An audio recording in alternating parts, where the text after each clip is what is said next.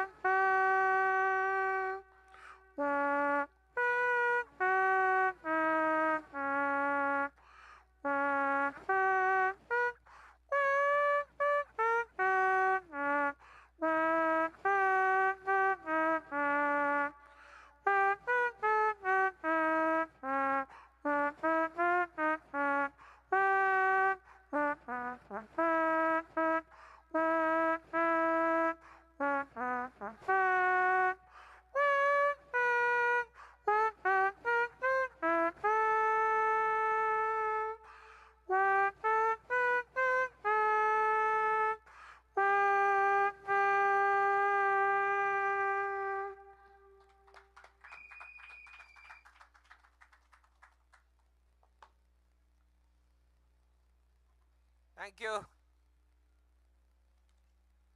Thank you, Javon. And for those who are listening via radio, I want to say to you tonight, that was not a saxophone.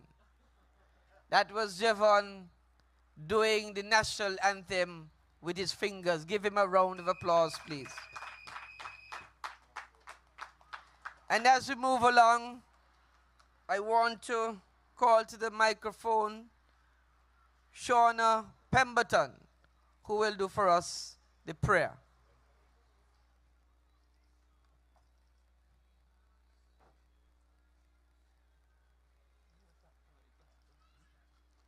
Good night. Let us stand, please.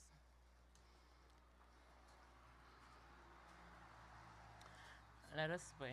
Oh, dear God and Heavenly Father, we thank you, dear God, for bringing us here this evening, dear God. Father God, we thank you for traveled mercies, dear God. Father God, we pray for those who are on their way, dear God, that you may hasten their footsteps, dear God. Father God, we pray for our ministers of government that are here representing the People's Action Movement this evening, dear God.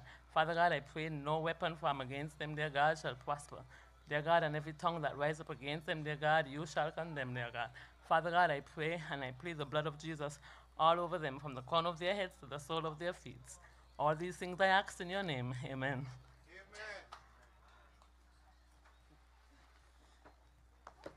Thank you, Shauna, for the prayer. I know it's a bit chilly tonight in Conaree Village, but when we leave here tonight, Conaree Village should be warm. We have to warm up Conaree Village tonight. But I want to introduce to the microphone Delwyn Delaney as he's to introduce our guest performer, saxophonist Eldon John.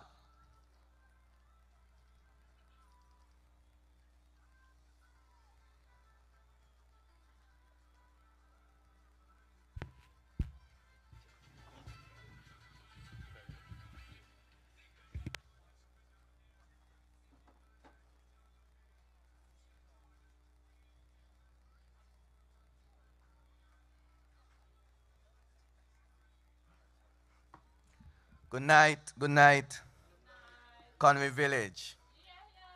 Good night, Conaree Village. All right, that's better, that's much better. Yes, so we're here, PAM, the People's Action Movement, putting people first. Perhaps persons are at home, viewing on social media, with their scorecards ready to mark me politically. But the next time for that. Tonight I want to talk about one of my favorite persons in putting people first. And that is Mr. Jamari Rogers of Conaree. Jamari Rogers, as we all know him as Bucky from Conaree, all were made aware of his situation as it relates to his illness. And I want to make a sincere plea and appeal to him on his behalf as he battles this illness, not only here in constituency, in Conaree, our constituency 8, but on a whole in St. Kitts and Nevis, as we pray and we ask for his continuing strengthening as he go by day. I would like to bring to the microphone Mr. Eldon John. Mr. Eldon John is a friend of mine from some time back in St. Peter's, from St. Peter's. And we first met through track and field. He's much younger than me. And I had the opportunity to coach him while he was at Washington Archibald High School. So he has developed his craft in his instrument playing, saxophone, and I'll now invite him to the podium where he'll play for us, You Made a Way. Mr. Eldon John, please welcome him.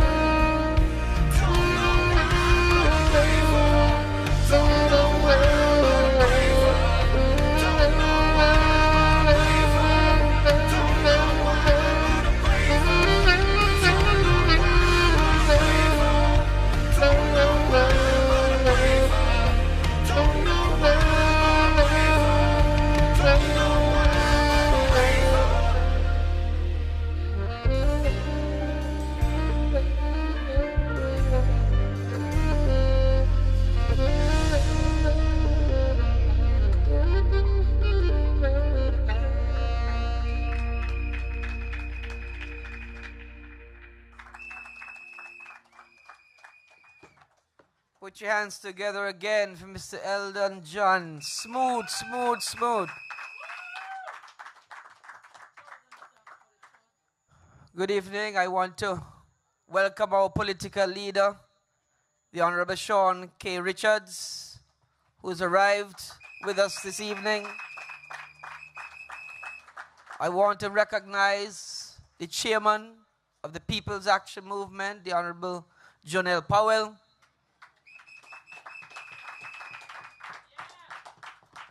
And to recognize our deputy political leader of the People's Action Movement, Eugene Hamilton, and representative not only for Conaree, as we're here tonight, but constituency number 8. I want to say a special welcome to those listening via the radio, the various radio stations, and those who are watching on the various social media platforms. As you would recognize, we've been going around the various areas of St. Kitts to bring the message to the people under the theme, Keeping the Promise. We had the first session down in Challenges. What a wonderful town hall meeting that was. Then we left Challenges and we journeyed to Dorset Park. Another wonderful meeting in Dorset Park. Tonight we're here in Conaree. And Conaree, you can't let either Challenges or Dorset Park outdo you. I want to hear Conaree making some noise tonight.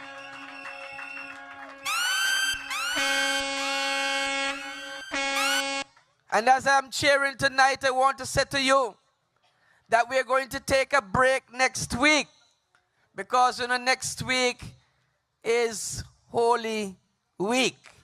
And so we're breaking next week with the town hall meetings, and then we'll tell you when we're going to come again.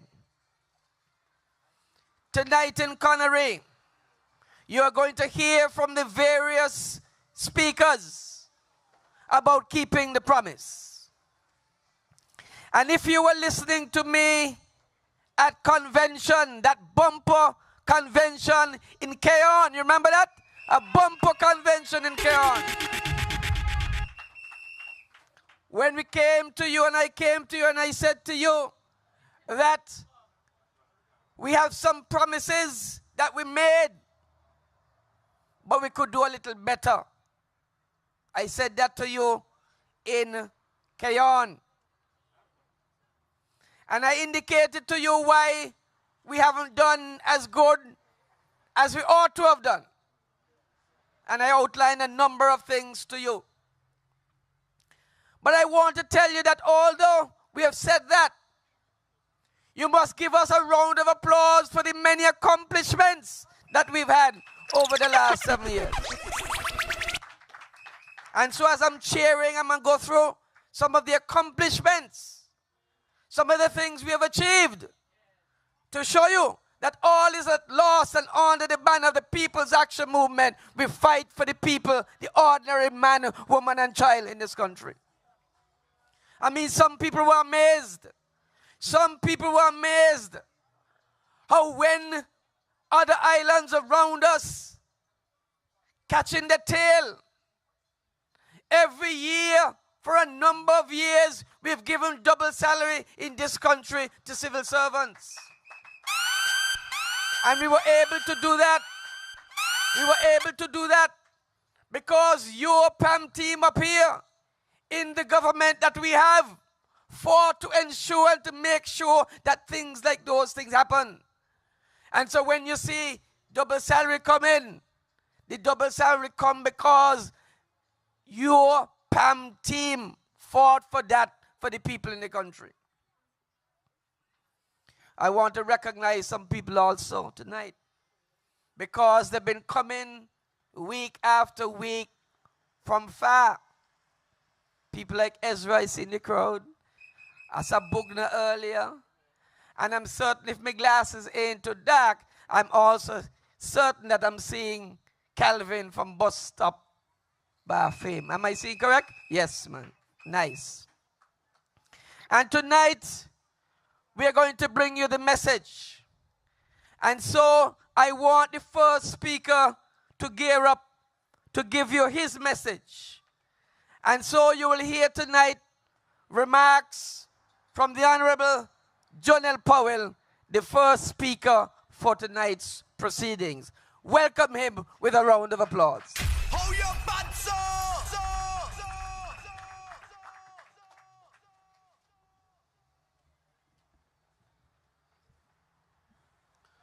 Members and friends of the People's Action Movement, good evening. Boy, Lindsay, so short, you be boy.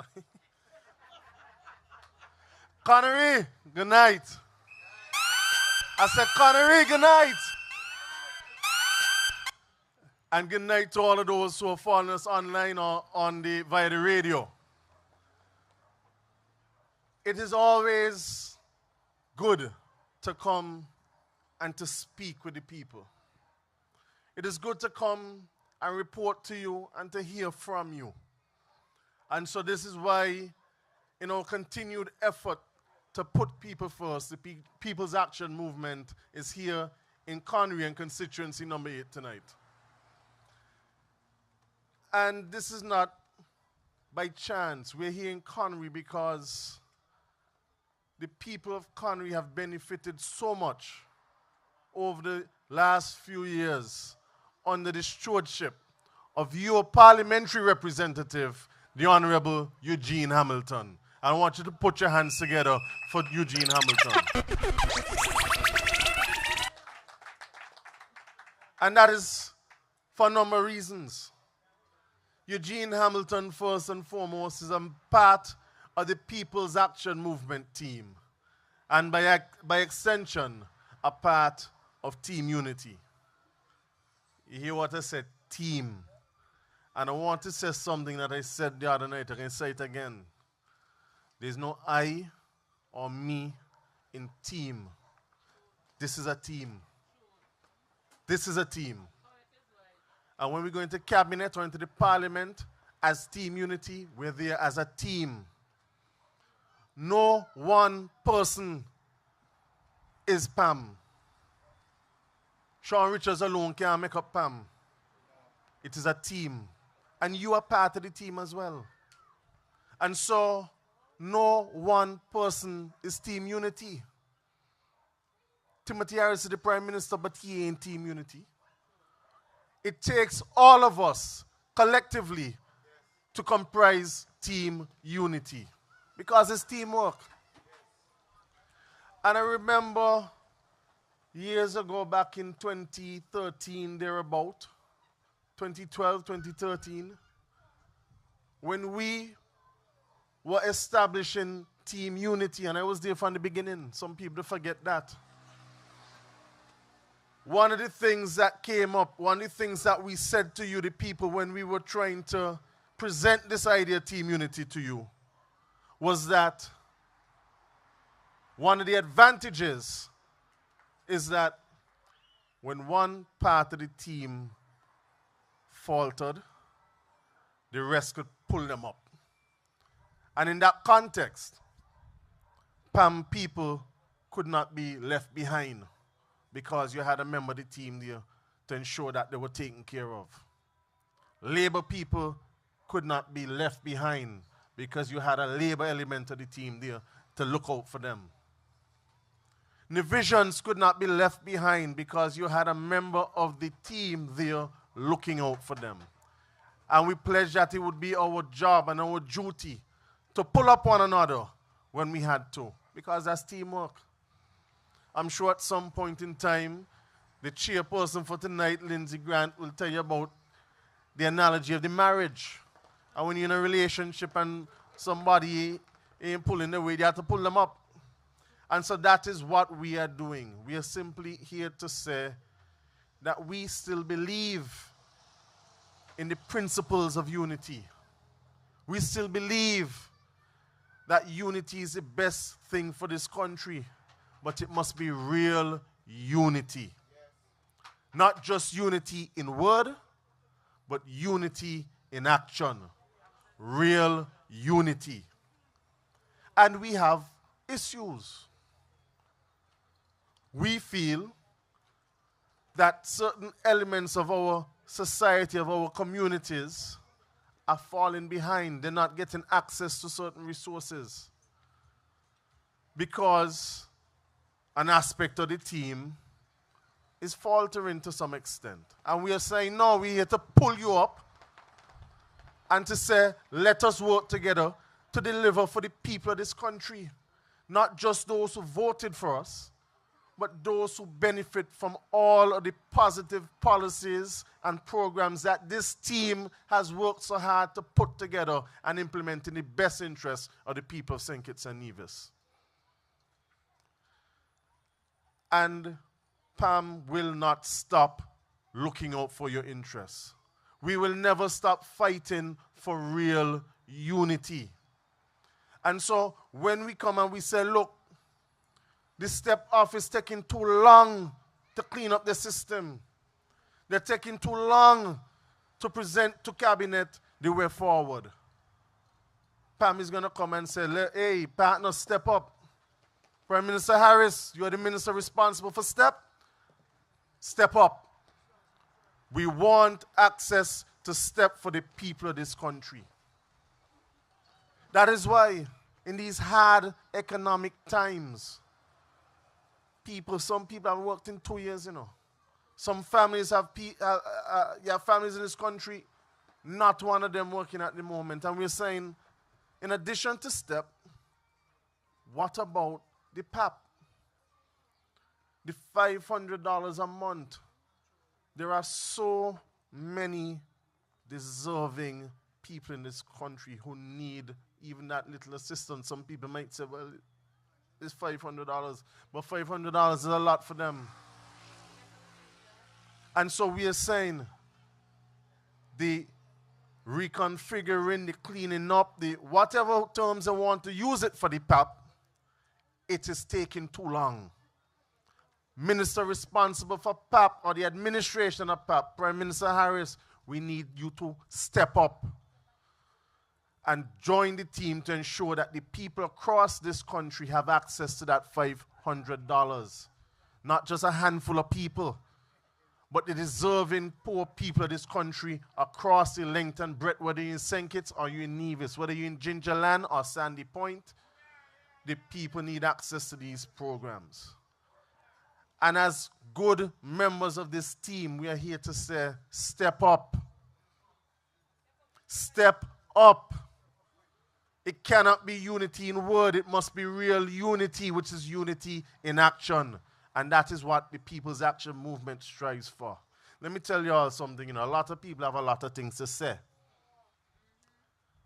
We here, the four of us, and Shani in number one by extension, who, as you know, can't be with us this evening, we have nothing to gain by doing this, We have nothing to gain by reaching out and speaking to you. The only thing we have to gain is the satisfaction of knowing that the people of this country are benefiting from the spoils. Because the country running good, Things running good, and because of no one person, because of the entire team. Hold your butts up! And so there's no benefit, This ain't about Sean Richards being Prime Minister, We know coming next election, Sean Richards going to be Prime Minister, so it ain't about that. It is about the issues that affect the poor people of this country. The issues that affect the young people of this country. The issues that affect the vulnerable people of St. Kitts and Nevis. And so I am calling out the Prime Minister to step up, come back to the table so we can finish the discussions and let us move forward. We ain't here to mash up unity. We're here to ensure that unity stays strong and works for you, the people of this country. And so, ladies and gentlemen, I ain't come here to talk long to you tonight, but I want to say something before I go. There are a number of people who've been calling our phones and sending messages. Some of them posting on the Snap and on social media. Some of them sending emails around. Let me tell you all something. We put our names on a ballot and presented ourselves to the people of this country. And the people of this country duly elected us to represent them.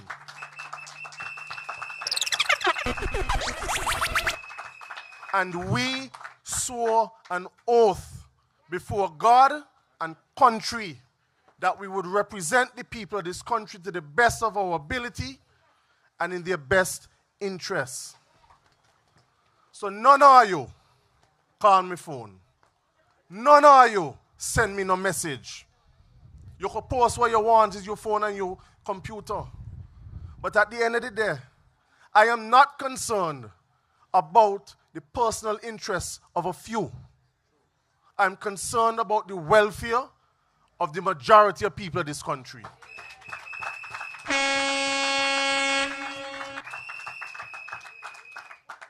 Lindsay will tell you, before I was elected, he was elected first in 2015. Remember John just get elected in 2020, Did I forget that? Maybe I do so much in the little 2 years that it seemed like I was there forever. But Lindsay will tell you, we have a law firm together. Never once get no kind of government contract. Never once write a lawyer letter for government or any statutory corporation. because it was never about what we could get for ourselves. It was always about what we can do for the people of this country. And so, I can say it again. My concern is not with the personal benefits and interests of a few. It is about the welfare of the majority. And so, I am prepared to stand up with this team, with my political leader, the Honorable Sean Richards, and say that we will no longer stand by and allow our people to be disadvantaged.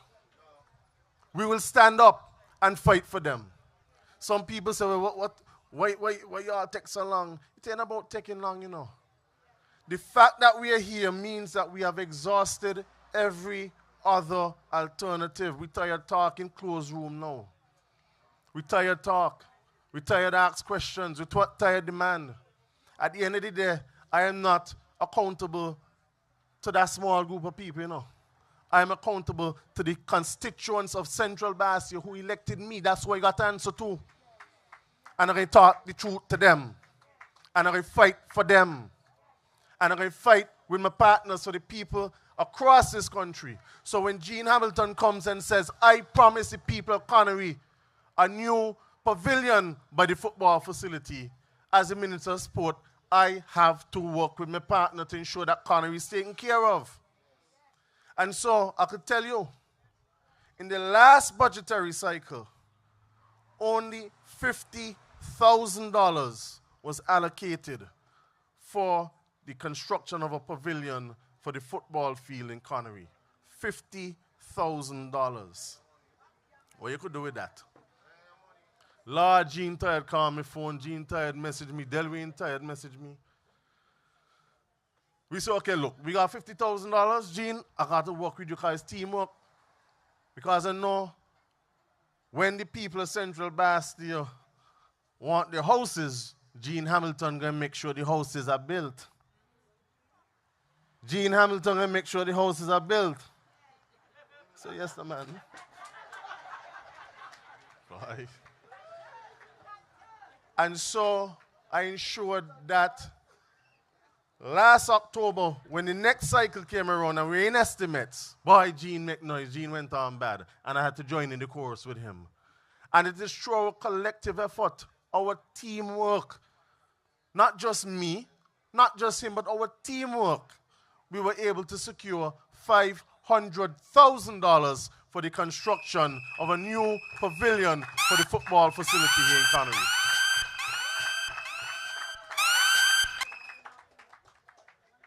We've had to do some tweaking to the plans. That is in the process. And we will shortly begin the construction of that because we ain't waiting, you know. That $500,000 I have to spend this year.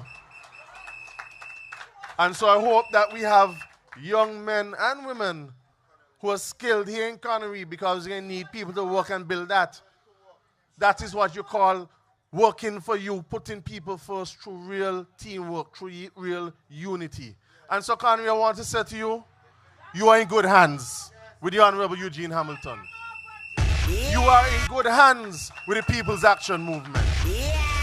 And like the people across the length and breadth of this country, you are in good hands under the leadership of the Honorable Sean Kenneth Richards as the political leader of the People's Action Movement and the next Prime Minister of St. Kitts and Nevis. As we go forward in the preservation of real unity, I'm asking you to stick with us, work with us, support us, fight with us in the benefit of your interests. Because only through real unity will we be able to get past this impasse and see the real potential of what you voted for and what we all believe in. And so I said to you, good night. Thank you. Stick with Eugene Hamilton. Stick with the People's Action Movement. And we will move forward in this country. Thank you.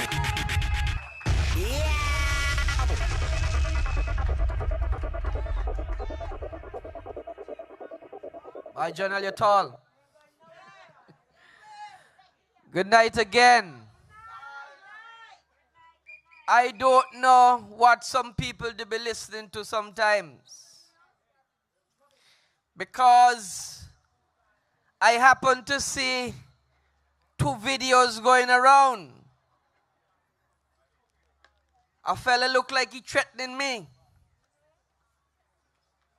because I said something about the peace in Dorset Park. Sorry, in Boyd's. And I know I didn't say anything derogatory about the peace. But you know, sometimes when you're on the platform and you're talking out your head, maybe sometimes you say something. But I went back to listen the tape to see what I said about the peace. Because I don't want anybody misquoting me. I don't want anybody saying what me ain't say. And I don't want anybody putting on things what me ain't say. And so I went back and I listened to the piece of the clip that I talked about the peace. But you know what I said? All I said down there in Boyd's was that I ain't know nothing about the peace. And what I was talking about when I said me ain't know nothing about the peace, I don't know who getting 500, who getting 1,000, who getting 4,000. I don't know anything about that. So I come to you and I tell you, honestly, I don't know anything about that. I came to you and I said, I ain't know how many persons on the piece. So I can't tell you how many people on the piece because I don't know. And I tell you, I can't put nobody there.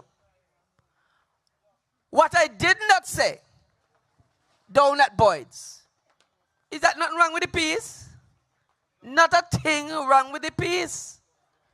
The program is a well-intentioned program. But it's how you run the program. It's a well-intentioned program. It has cooled down the place in terms of the crime, etc. That is good. That is very good, as somebody said. So nothing wrong with it. But it's how you manage the program. That is all we're saying. And so people should get paid maybe in check rather than cash. So you could understand the program. So when they're quoting me, let them quote properly. And I want to say tonight, too, you know, when the fella on the clip threatening me, nobody gonna threaten me, just so you know. Because let me tell you something. Not because I see me wearing tie and going work every day, you know. You understand what I'm saying? Nobody gonna threaten me now, my family, or my family business, them, you know. And so you go. Because some people who think they're bad, not really bad, you know. So I want to tell them tonight, I ain't said nothing bad about the peace. The peace is a good program. It's a well-intentioned program, but it's how the program is organized. And I'm done with that part. I want to say to you that the best party in St. Kitts is still the People's Action Movement. This party was formed in 1965 on the premise of putting people first. And this is 2022 and we're still putting people first.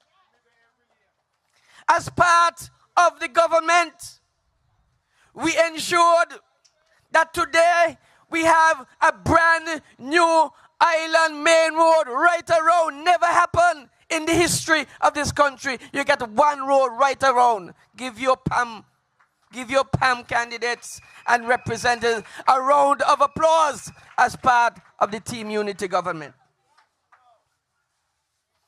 Under the Unity government, PAM being in the majority, we brought to you a brand new ferry bus terminal. Give us a round of applause.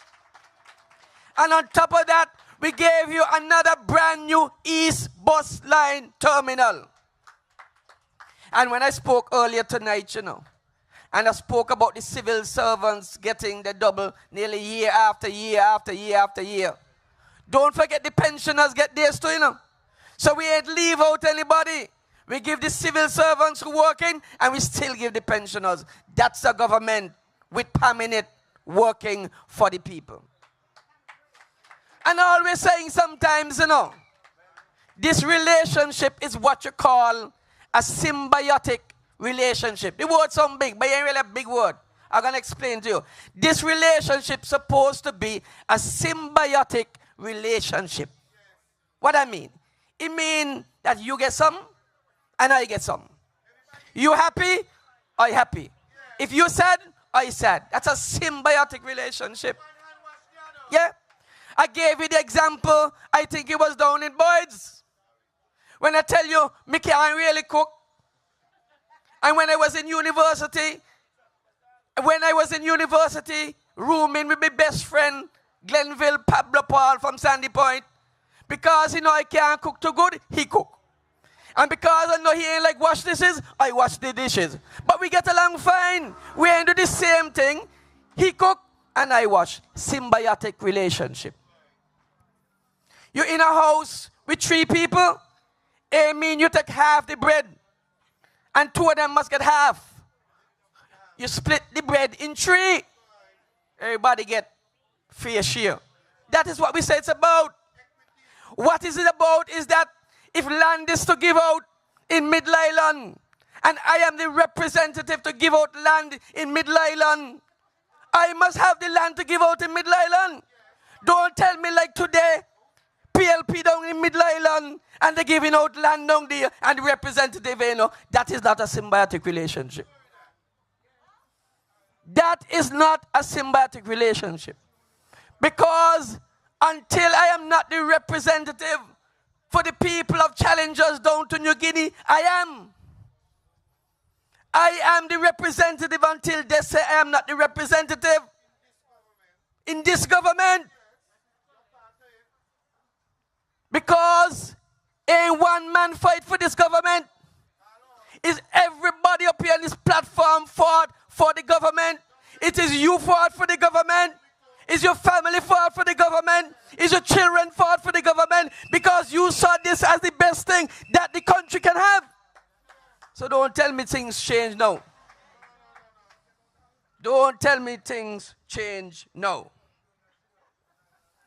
And as usual, a government of the People's Action Movement, with us here putting people first. We take the VAT off of food.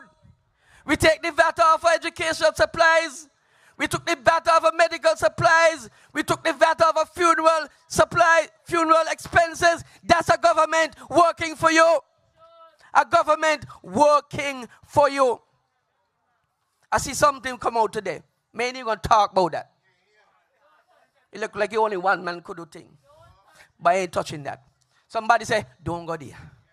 Grant, don't go there tonight. I ain't going there tonight. But these are the kinds of things we're talking about. When we do things up here, on this platform of the People's Action Movement, we say we. We say we. It's never I, it is always we. You see, some people, I believe, do act like that because they never play sports. You see, sports, let's say football or cricket, that's teamwork. You could be the best striker. You could be the best striker over here in Conaree. If the fellas ain't bring the ball up front for you and pass it on to you, you can't score. You could be the best scorer, the best center forward. It is teamwork that makes a team win. Let me say that again. It is teamwork that makes a team win. But tonight is not my night. I'm just cheering. Sorry. I just cheering. I forget, you know. Me was talking, but only cheering. And I want to bring to the microphone a man who has worked hard for this constituency. A man who has worked very hard for this constituency.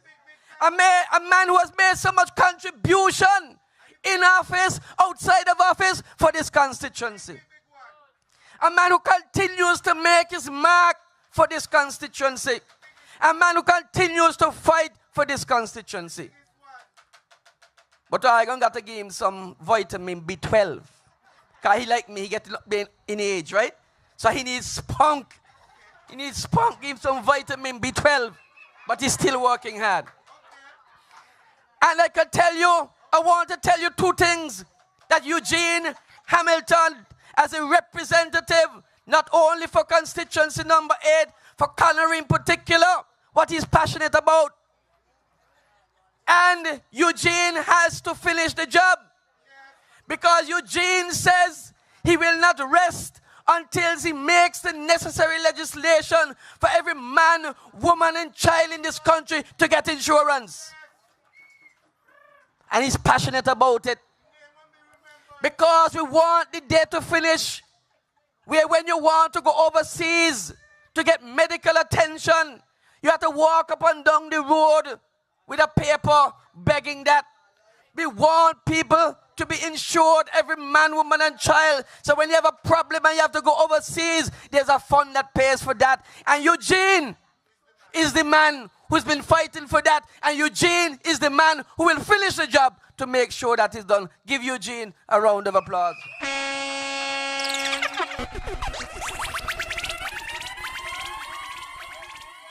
Another thing Eugene is passionate about. Eugene is passionate about social security. Man, is every week he in me here talking about social security. I say, but Eugene, man, nearly 62 yet, you know. But all that, I really nearly 62, eh? Peace. So I gonna need that social security just now. But Eugene wants to make sure that the fund is in good standing. And so that when you come to the age, you young people, not like me because I'm on over the hill, as I say, but the young people who are 18 and 19 and 20, he wants to ensure that when you're 62, something is in the fund for you. And we don't whittle away the fund. So Eugene always talking about the fund and how we're going to do to improve the fund. And he brings something to the cabinet about the fund to make sure the fund is buoyant. That is the man working for you in Conaree and beyond. Give him a round of applause. That is Eugene Hamilton. And Eugene Hamilton is the man who has caused a housing revolution in this country. A housing revolution.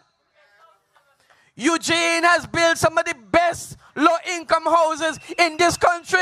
And Shoshana, you are an example, a shining example of the kind of quality housing Eugene has given to this country and to constituency number 8. And so, we have to make sure that the job and the work continues. And not only does the job and the work continue, but it continues under the banner of the People's Action Movement, stronger than ever. Stronger than ever. And Eugene, I look like you're going to talk long tonight. That paper full. That paper full, boy. He going to bear out his belly here tonight on you. So let me give him a chance here because let me cut it now because it looked like he got a long piece of paper. And so without further ado, I want to bring you the man of the moment. The man for Conaree. The man for constituency number 8. I want to bring to the microphone the Honorable Eugene Hamilton to deliver his message to you. Look at yourself and say you're strong. No can stop you. Oh, yeah. Thank you. Thank you, Chairman Lindsay Grant. Let's give Lindsay Grant a hand. Wonderful chairman this evening. I don't know if you're encouraging me to talk long. It sounds so. When I was in Challengers, they tell me 2 minutes. Don't talk no history.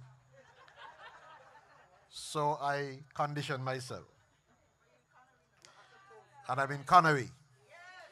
And so, family, no family here. Pamites in the house. Those of you listening by way of radio, television, and social media, good night.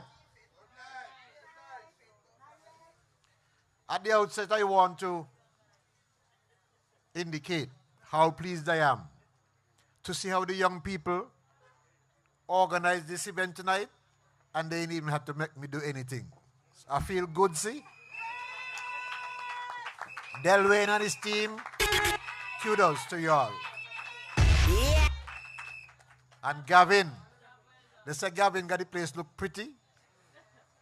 Thank you, Gavin, and your team as well. All right, so. I know that someone will come and give vote of thanks, but let me thank Jamari Rogers for doing the national Javon. I thought he said Jamari or Javon. Boy, I had it wrong. Mr. Rogers? Richardson. Boy. Mr. Richardson, thank you for that rendition. The presentation, I think it was excellent as usual. And I see we had a young man who did Eldon John. And what a wonderful job he has done as well. I want to thank him for his presentation.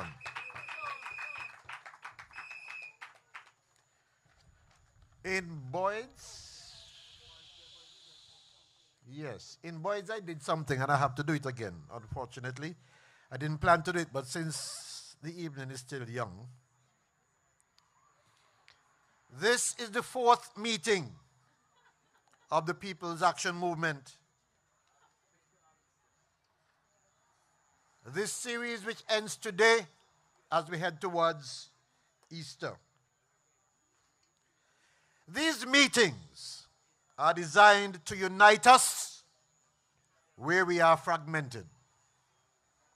These meetings are designed to strengthen us where we are weak. These meetings are designed to appeal to our supporters, to clasp hands and join together, strive for progress. These meetings are designed to encourage those of us who are PAM members to embrace each other, love each other, and the concept of working together in unity. These meetings are designed to avoid division among our people. These meetings are designed to conduct ourselves with respect, respect for others, and to embrace the views of all. These meetings are designed so that we could use the moment, this moment, to educate, to enlighten all of our citizens and residents of this land. So that together, working together, we can achieve far greater results than if we are individuals working alone. These meetings are therefore supposed to provide us with a strong, united People's Action Movement heading into whenever the elections are called, so that we can deliver on the promise to the people of St. Kitts and Nevis in collaboration with any partners that we have. It is therefore with pleasure that I bid you good night again. When I was a youngster, I mean, not yet a teenager, my grandmother, with whom I was raised, used to speak in parables. One thing with those old folks, they know their parables. For instance, my grandmother used to say, fishes are caught by their mouth. I was not fishing. If anything, I was catching the fowl in the yard to cut off his neck so we could cook. But she was saying, fishes are caught by your mouth. And at an early age, I really didn't understand what she was saying. And nice, good advice she was giving, you know. But what the hell she was saying? Fishes are caught by your mouth. I didn't understand her. But I grew up. And when I grew up, I started to understand things in the Bible. And I recognized that Christ spoke in parables as well. Every time you ask Christ a question, he gives you a parable. For example, Christ said there were 10 virgins. Hey. And he wasn't talking so much about the virgins, you know, understand the parable. And some of them had the lamps well lit and the others did not. No oil. And when the time came and the bridegroom arrived, even though he was late, some of them were shut out. What was the message really? Is to stay alert, be ready, be prepared. That was the fundamental message in that parable. And Christ went on to tell his disciples another parable. He said, look, this man is going to this far country. The kingdom of heaven is like a man going to a far country. And when he was going, he gave one five talents. The other he gave 3. And the other he gave 1. And he that had 5 multiplied his 5. And so too did he that had 3. But the one with 1, he hid it, went go hide basically, and then turned around and tell his master, you want so which part you know reap. We have some, you want reaper you know sow. We have some people in this country just like that. They get 1, and instead they say, I get 1. Let me work hard to get 2. They get vexed with you. You know how much people vex with me, they only get 1? Because they want 5? The 5 will come. But when you get 1, employ that 1 to get another 1 so that you could share it with somebody who ain't got none. But you know, many people I have come in contact with. In all the parties, PLP, all of them, they're greedy, no Hold your bad Sorry.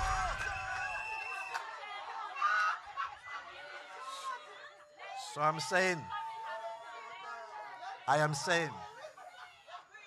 saying to all of us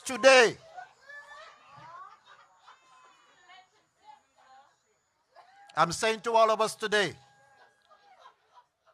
today, one person benefits from the work of the Team Unity government. It means you who ain't benefit yet, your turn is coming next. And let's understand, Rome was never built in one day. And while life lasts, all the people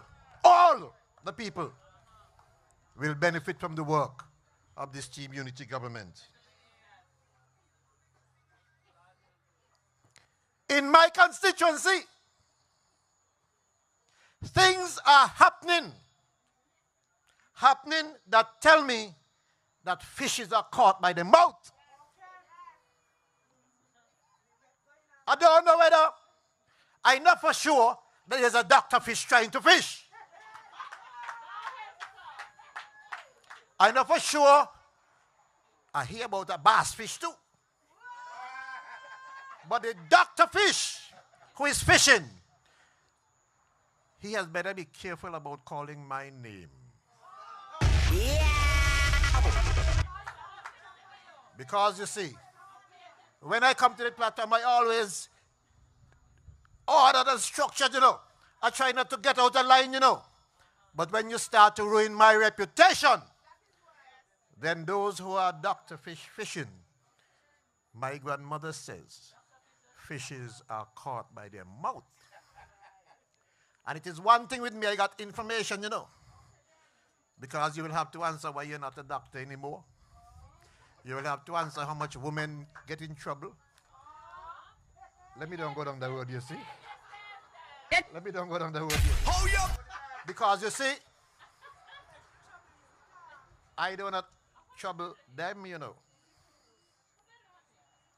Because I'm saying, don't go into my constituency and tell people things about me which you don't know. That is ruining our partnership. That's ruining our partnership. And as far as I understand, you were not told to do that. If the truth be told. Behave yourself, doctor. Let me leave you. Let me leave you. Today is not the day for that.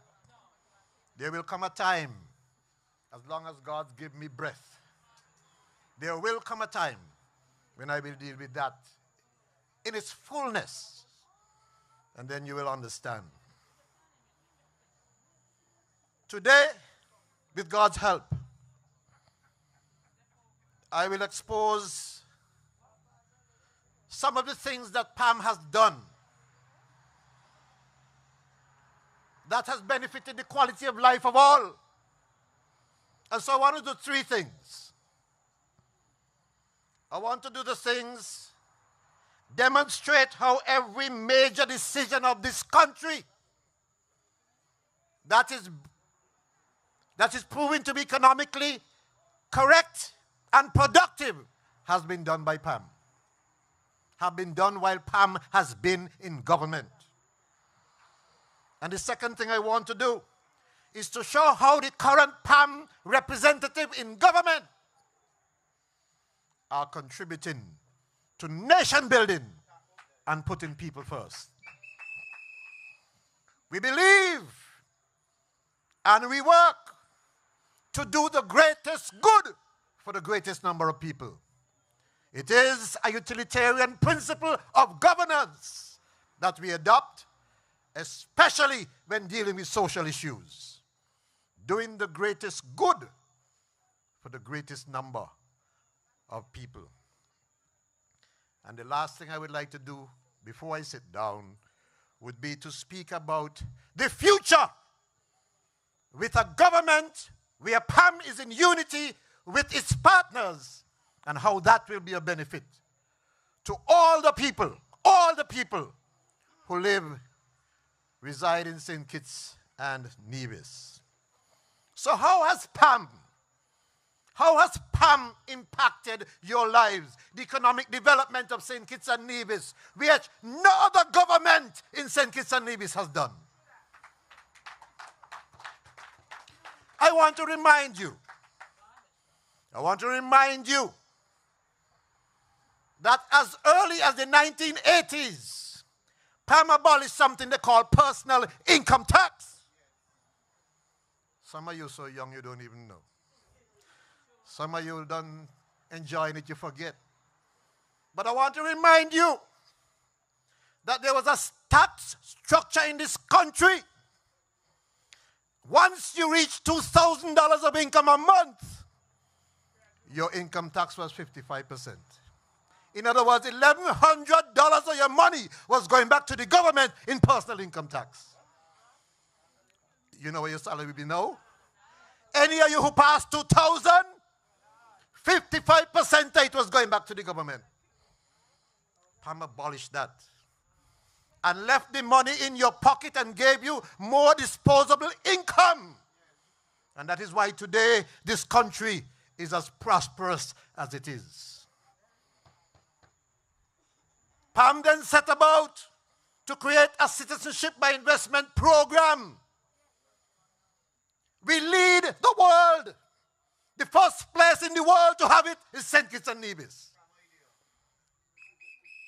Citizenship by investment program, which today drives a major amount of economic activity in St. Kitts and Nevis and in many nations across the world. PAM has been at the heart of making major decisions that improve the quality of life of individuals, families, and corporations. Then, of course, don't forget, all you used to live, those of you who are old enough, by the gut side, you couldn't live on estate land. It's near to the gut where the water runs and you used to live. Until PAM paid for those lands in 1986, you did not have anywhere you could build your house. Major decisions impacting the quality of life of the very people of St. Kitts and Nevis. And the problem is, all these good things have happened. And some of us so young, we don't know. We're taking it for granted. But things were not always this way. They were far worse in those days.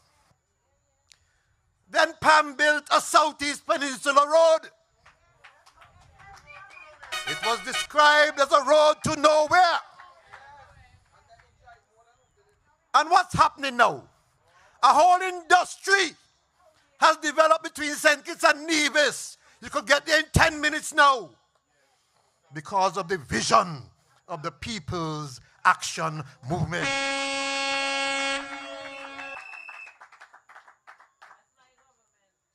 The first time a Labour government was talking about tourism was under Southwell. And there was some scandal about Indelco. I'm not going into that. But when PAM came to government, we saw the transformation of tourism. And that is why we now have Port Zante. And that is why Lindsay Grant is the best minister of tourism in the region. Because of People's Action Movement. And we didn't just do all of those things without thinking about developing the minds of the young people. We built what we call Fitzroy Bryan College.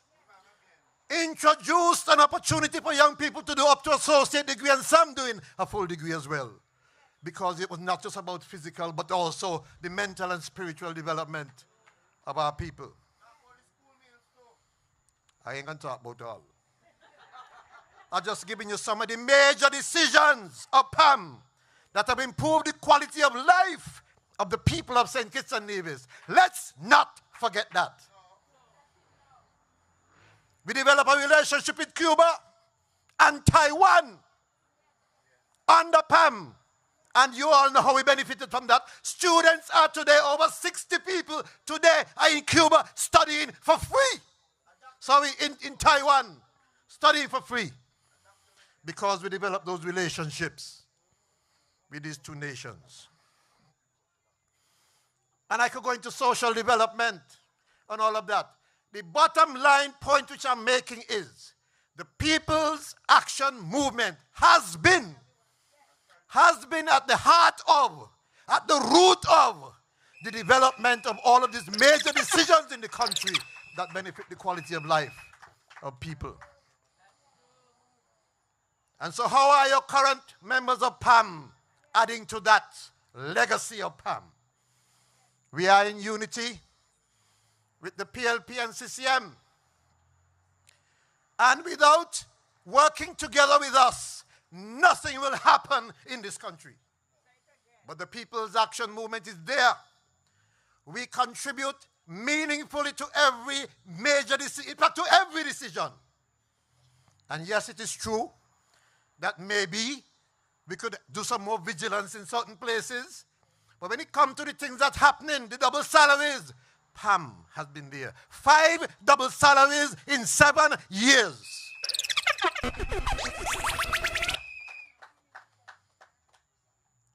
You all remember?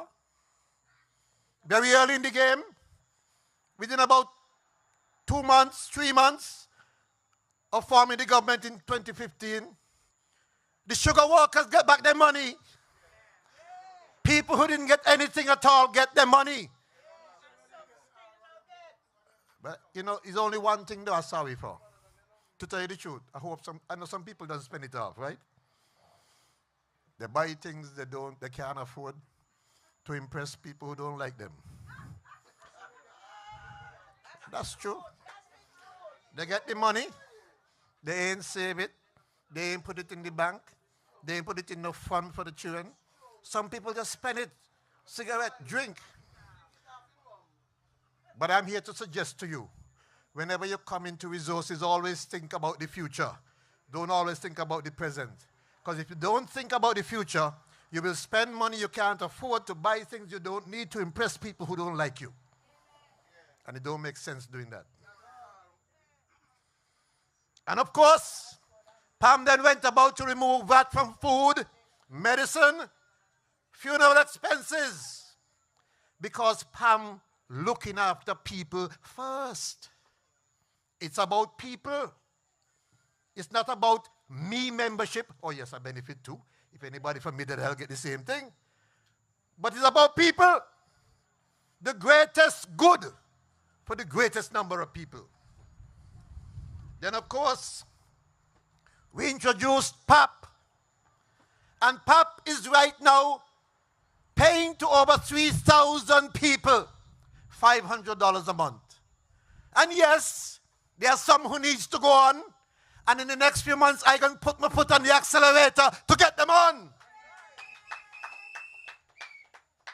And those who are supposed to come off got to come off. And we introduced a program called HELP. We were around the country helping people fix their bathrooms and their leaky roof. $10,000 grant, a gift from the National Housing Corporation. We were looking after people. We have looked after people, and we will continue to look after people. And then, of course, there were 2 hurricanes in 2017. 2 hurricanes. And many people lost roofing material. And we know some of them had problems with insurance claims. So then again, we were part of the decision to introduce a roofing program. And I could tell you, well over 3,000 houses in this country have gotten their roof repaired. And 1 or 2 people get a whole house free. That happened too. And we transformed housing. If you want to see transformation, go to Stapleton. Go by Shauna. Shauna, tell them, I passed by you yesterday, and I see you there. She's on one, come and call and tell her Hamilton out there. The best housing program we have introduced in this country. That happened with your PAM leaders as part of the team Unity.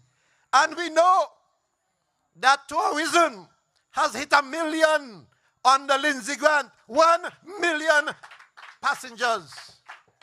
Never before in this country. And this is why he's referred to as the best minister of tourism in the region.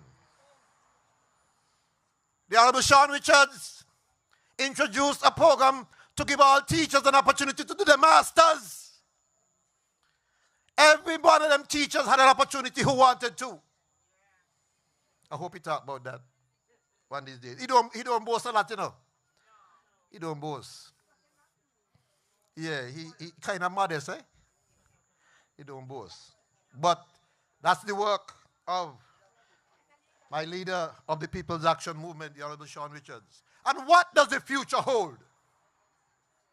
What does the future hold?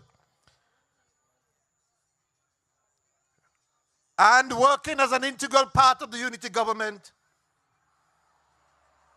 I want to go first to my constituency, because the Honorable General Powell mentioned it. What's going to happen at the football field? It has been on the program for a long time, not properly funded. But he has just told you that for this year alone, there's $500,000. So we will expect to see that started and that money spent in 2022. And a further sum there in 2023 to complete it. Here in Conaree, we've done a few houses, but I need to do a housing program. And I have earmarked up there, just as you're going up to what Paradise Heights, they call it, just above the playfield. And I trust I can do that, because if it is possible, at least they can hold another 20 or 30 homes for the people in Conaree. So far, you've seen what we have done here in this health center. 1 day a week at least, a doctor comes here to serve the people in Conaree. And when we look at their data later, we will determine whether the time has come to give consideration to a full center, health center in Conaree. But we have to be guided by the data. And then, of course, I want to make sure that that marine sanctuary in Keys is complete. Because you know Keys is an integral part of the Biosphere Project, which is funded by UNESCO, recognized by UNESCO, and there are some species there that are in danger, like the turtles. And there's a rehabilitation center there, which I want to make sure is complete. This term, no longer than this term. If we could finish this year, I want it done this year. And of course, I want to see the completion of the St. Peter's Health Center this year. It should have finished last year, but something went a little wrong. But that, again, I have to put my foot on the accelerator with that, because it must finish this year.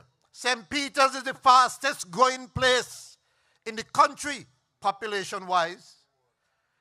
And so, they deserve, fully deserve, a first-class health center in that community. Then, of course, the others might be small, like resurfacing the St. Peter's Road, exploring whether or not we should build a road going over to Bayfords. But one of the main things in St. Peter's that I want to make sure happens, and happens soon, while I'm still the member for constituency number 8, I want to see the roads and infrastructure in White House complete. And those over in Cunningham Heights as well. That is supposed to be from the Ministry of Sustainable Development. So I will work to make sure that that is done. I have mentioned this before, but it was something that was there brewing for many years, because the Upper Keon basketballs used to play basketball in front of a shop, throwing balls in a hoop. And while we have the playing field up there, we have not yet built the basketball court. You see, I tell you, Rome was not built in a day, you know. So now I have to put my focus on that now, to make sure that the Upper Keon boys get the basketball court soon. I still want to work on the Eisen Wharton Center of Excellence. Some of you don't even know who Eisen Wharton was. Has a long history, mixing up with Labour, mixing up as Governor General, Administrator. But he has contributed significantly to Keon. A man who started the first reading club in Keon, when Keon people couldn't read. So I have to make sure that something is done to honor his contribution to the development of the lives in Keon. There's a major problem I have in Keon which I want to work on just now. I'm sure my honorable leader will take it on seriously this year and maybe get it funded for next year. Is the Keon gut, the Cunningham gut. So those of you who live in Cunningham, that's how we call it in Keon, Cunningham. Those of you who live in Cunningham, I know some of you listening and you will want to hear if I can talk about it, but I can talk about it. I ain't asking yet, but I know he can deliver on that gut in Keon. I've been working with the engineers to look at it. They've been looking at it. They have not yet finished all of the work. And I trust that before very long, hopefully starting this year, we'll see some work commence to fix that Keon gut. Because the housing there are a bit in trouble. With too much rain, they're going down the gut. I don't want that to happen. On the national stage, I want to make sure, I think someone mentioned it before, I think Lindsay Grant mentioned it, universal health. Lord of mercy. You all know. Everybody knows somebody who was sick, or either had some kind of a cancer, or heart trouble, or even an accident. Everybody knows somebody. If you ain't know somebody, you ain't living St. Kitts. Because non-communicable diseases have been ravaging our country, just like it's ravaging the rest of the world. And there are those who come down with illnesses that cost plenty money. I could tell you, if you have kidney problems, for example, and you have to do dialysis, you're talking about $800 a month, 3 times a week. For a year, it's over $120,000. How can poor people afford that? And that is why I say we have to have universal health. 20 years ago, there were only 3 people who used to have that. Today, well over 100 people have some form of disease to do with their kidneys. Which tells you, if we're not careful, that disease could bankrupt a family, that disease could bankrupt a country. And we have to do something about it. By pooling our resources together,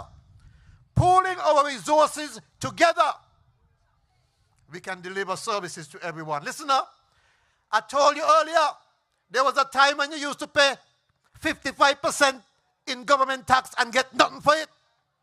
So what is wrong if you have to pay a 10% or 20% and get plenty for it?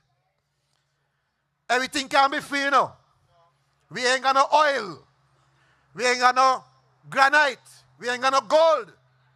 So we have to put our hands together, put our efforts together to deliver for each other.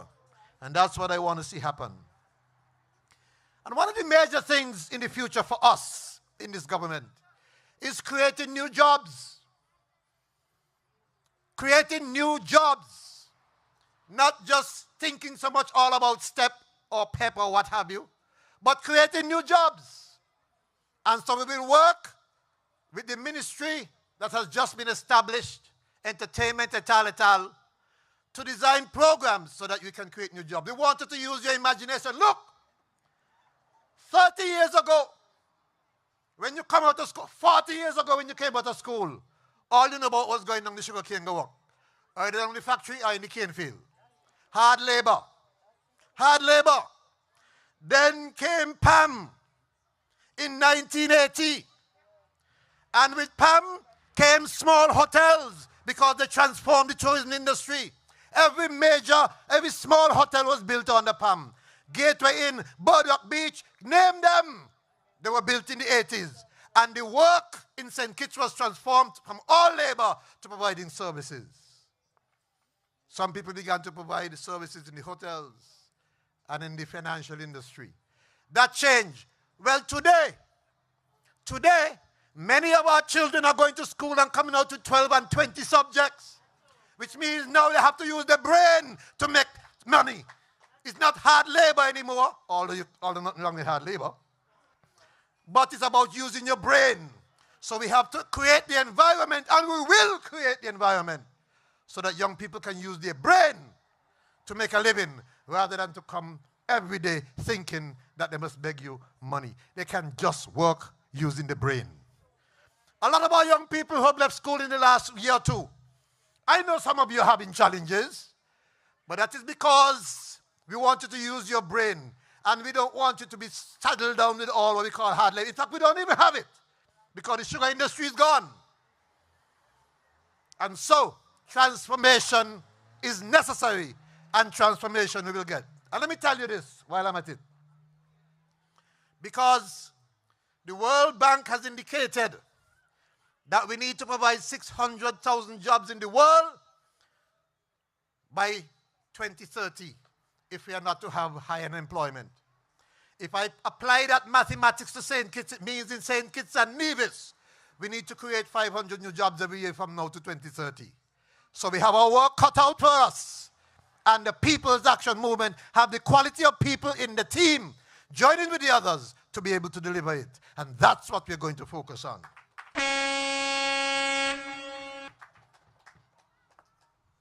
I want to give my leader an opportunity to speak, because I know he have a lot of things to talk about.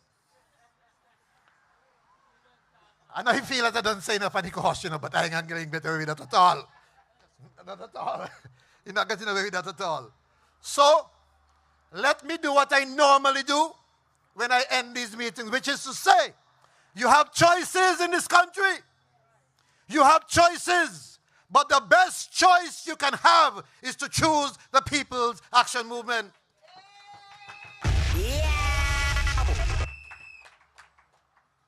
I want to say to you, choose hope over despair. Unity over division. Inclusion over exclusion. Integrity over dishonesty. Servant leadership over dictatorship. In this constituency number 8 where I am, choose the People's Action Movement over anybody. Good night. Hold your butts up!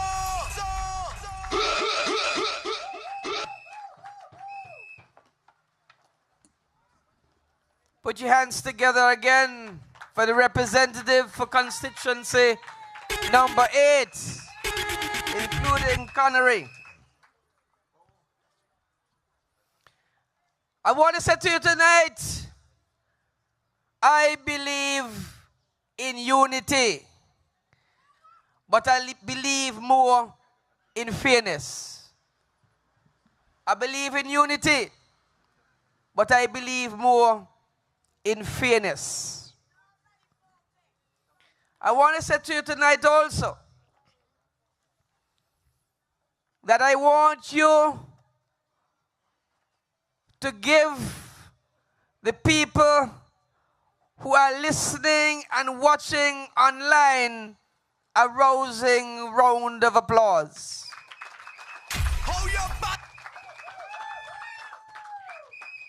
I understand that in Challengers, when we were there for the first time, we had over 3,000 persons watching online. Give them a round of applause. Yeah.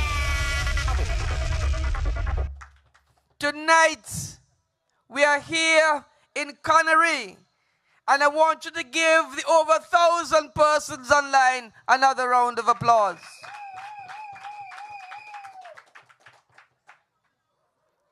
We are sending the message. And the message is very simple. That PAM is here and here to stay. If you look around the table in the cabinet, PAM is in the majority. If you look around the table in the cabinet, PAM is in the majority. And when the next government is formed, whenever that is, PAM will be in the majority again. But tonight is for those who are asking questions, etc. So I want to bring the next person to the microphone. But when I'm bringing the next person to the microphone, he needs no introduction. This young man has been in the vanguard of politics in this country since around 2000. We were rallying in 2000 when the People's Action Movement had no seats. And we kept the faith. We were rallying in 2000 when PAM had no seats, and you kept the faith. We are rallying in 2022, and you are still keeping the faith for the People's Action Movement. And you can recall the one-man demonstration at the Pox Hospital by Sean Richards. You remember that? One-man demonstration all night at the Pox Hospital until they changed that. You remember the one-man demonstration? He came out and worked as a crossing guard till they delivered a crossing guard to the old recreation ground in Sandy Point. You can also recall that he first won his seat in 2004 and was the Lone Ranger in Parliament. Do you remember that? But although he was a Lone Ranger in Parliament, Sean Richards represented and handled for the People's Action Movement.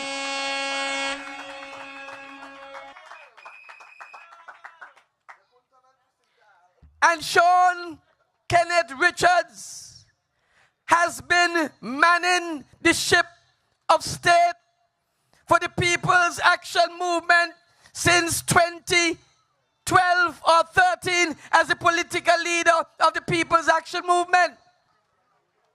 He's handling the ship of state again now in the parliament as a leader of the People's Action Movement. And we know that come the next general election, he is going to be the man at the helm as the Prime Minister of the country. And so, without further ado, I want to bring my political leader, our political leader, to the microphone, the Honorable Sean Kenneth Richards, to say his portion of remarks tonight.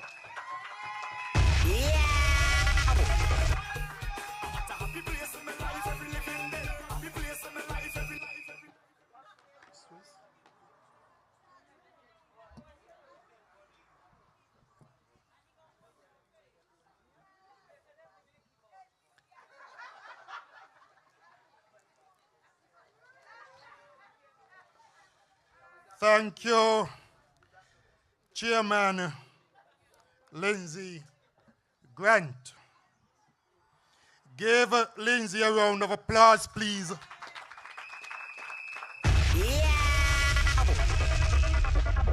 For doing an excellent job at chairing this evening. There's only one thing he hasn't done correctly as a chair. Came up to the mic and I had to adjust it.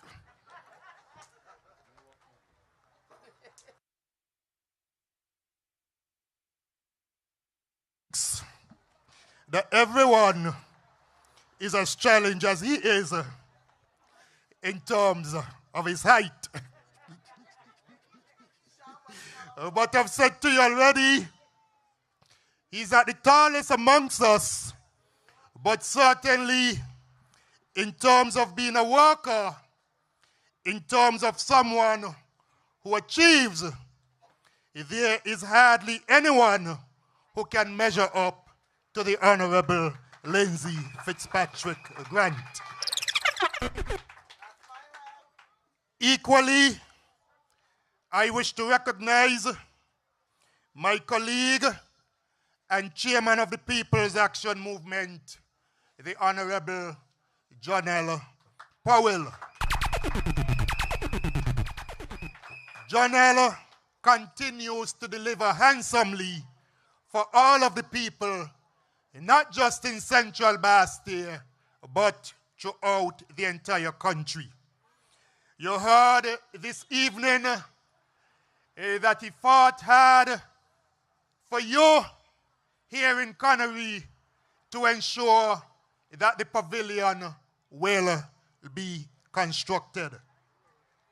I know that that particular capital project is one that the people of Conaree have been waiting for a very long time in coming. During my own tenure as Minister of Sports, it's a project that we had looked at. It is a project that initially financing had been provided for, but due to COVID-19, we had some issues with delivering that project. So I'm happy to hear this evening that the project is well on its way and will be delivered to the people of Conaree. I will not do like Gene and go back into history this evening. But if we were to do so, of course, some of us would recall what would have happened years ago with the Conaree playfield when the land where it was located was sold for a couple cents, and the sporting people in Conaree had to be relocated elsewhere and still waiting for the delivery of proper sporting facilities here in Conaree. Equally, of course, the man of the hour, the man who on the last 3 general elections delivered this constituency, the man who has delivered constituency number 8 when they said he couldn't do so. Give your representative, the Honorable Eugene Hamilton, a round of applause. He has transformed constituency number 8. You look right here in Conaree and you see the footprints of Eugene Hamilton. Whether it is the clinic at the community center, the houses here in Conaree, you have upgrades to roads in Conaree, and he continues to fight for the people of Conaree. And of course, he has the full support of all of us here at the head table.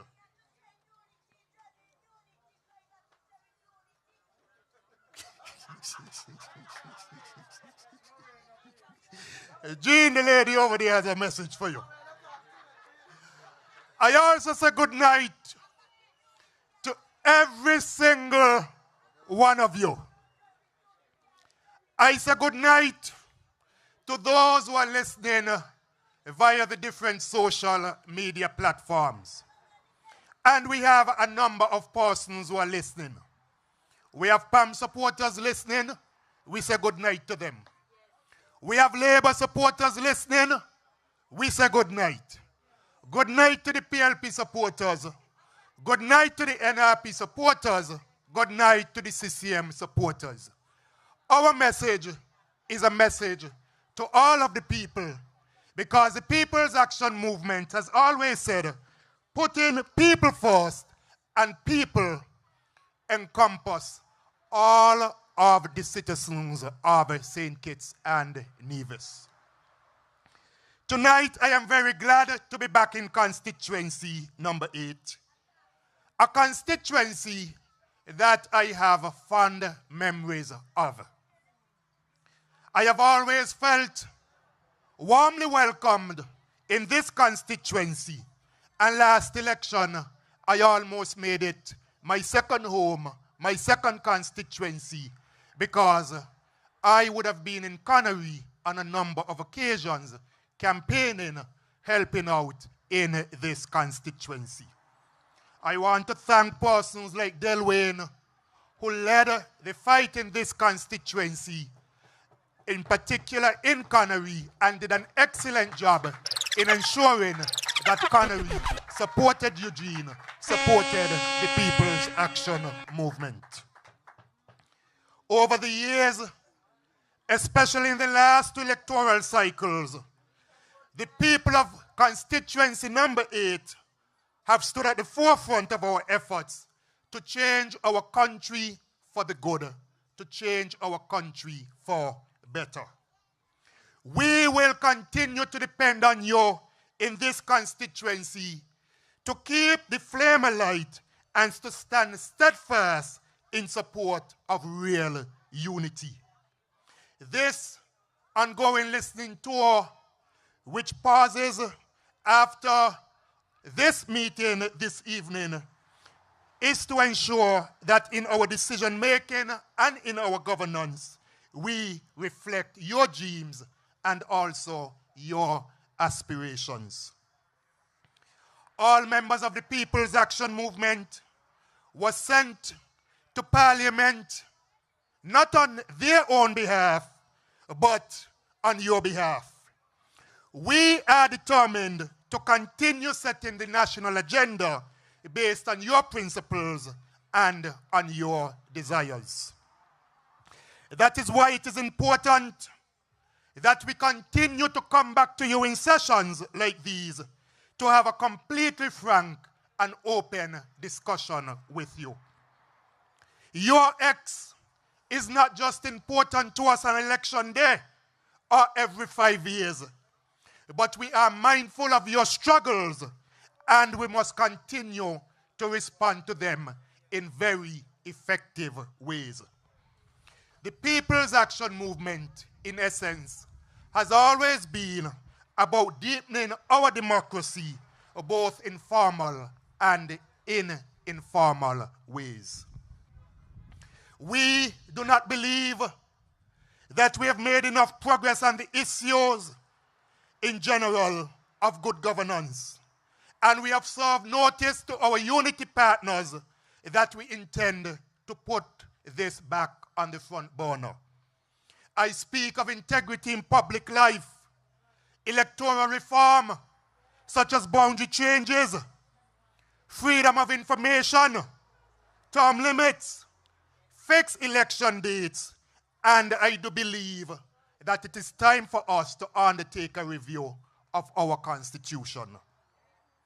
When we came to you 7 years ago, it was one of the things that you demanded, having bad experiences under the former Labour administration. And it is high time that we deliver to you on those promises. Ladies and gentlemen of constituency number 8, let me say to you that we are at a crucial and indeed an important point in the history of this, our beloved federation. Indeed, we are at that fork in the road, and there are two options.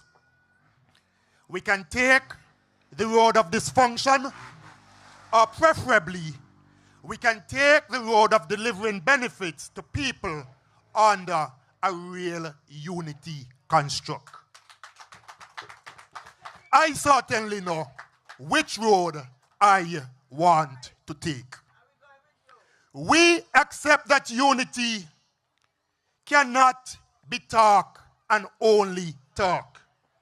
If we marginalize each other, if we undermine each other, if we deny our members the access to real services on behalf of the other people, there cannot be any real unity.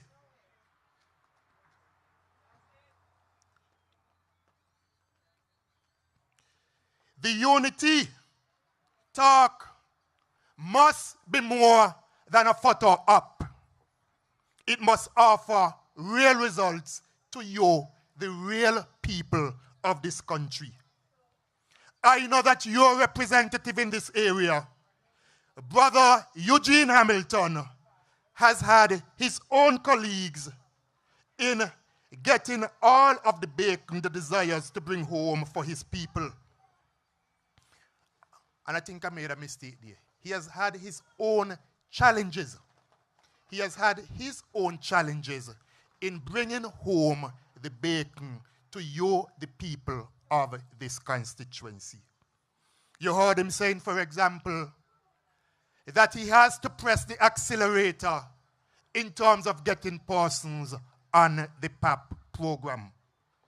And I continue to say, and there are those out there who don't like it when I say it, but I continue to say that it cannot be right for persons here in Conaree not being able to get on the PAP program when persons overseas can get on it.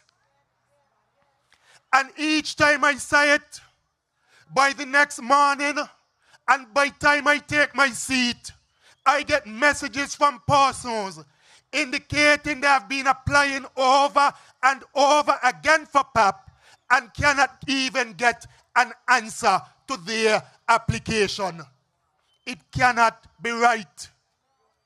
It cannot be right when Noel called me early the other morning about the lady from over here who isn't working, living in a house that she cannot be comfortable in because the house is leaking, cannot get the house roof fixed because we have been told that the roofing program has come to an end and people from constituency number 7 still getting repairs done to the house roof.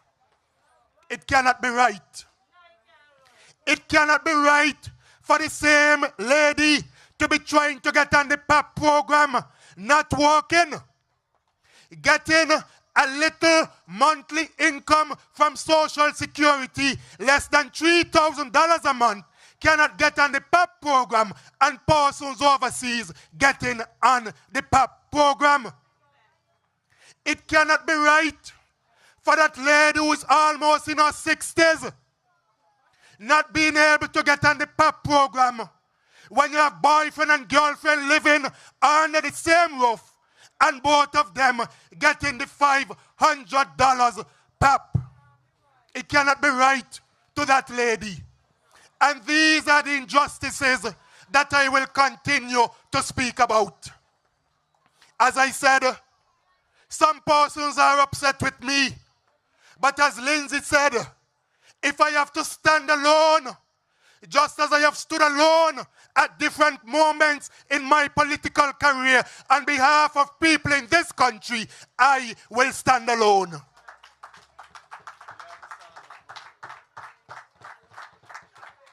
I will stand alone.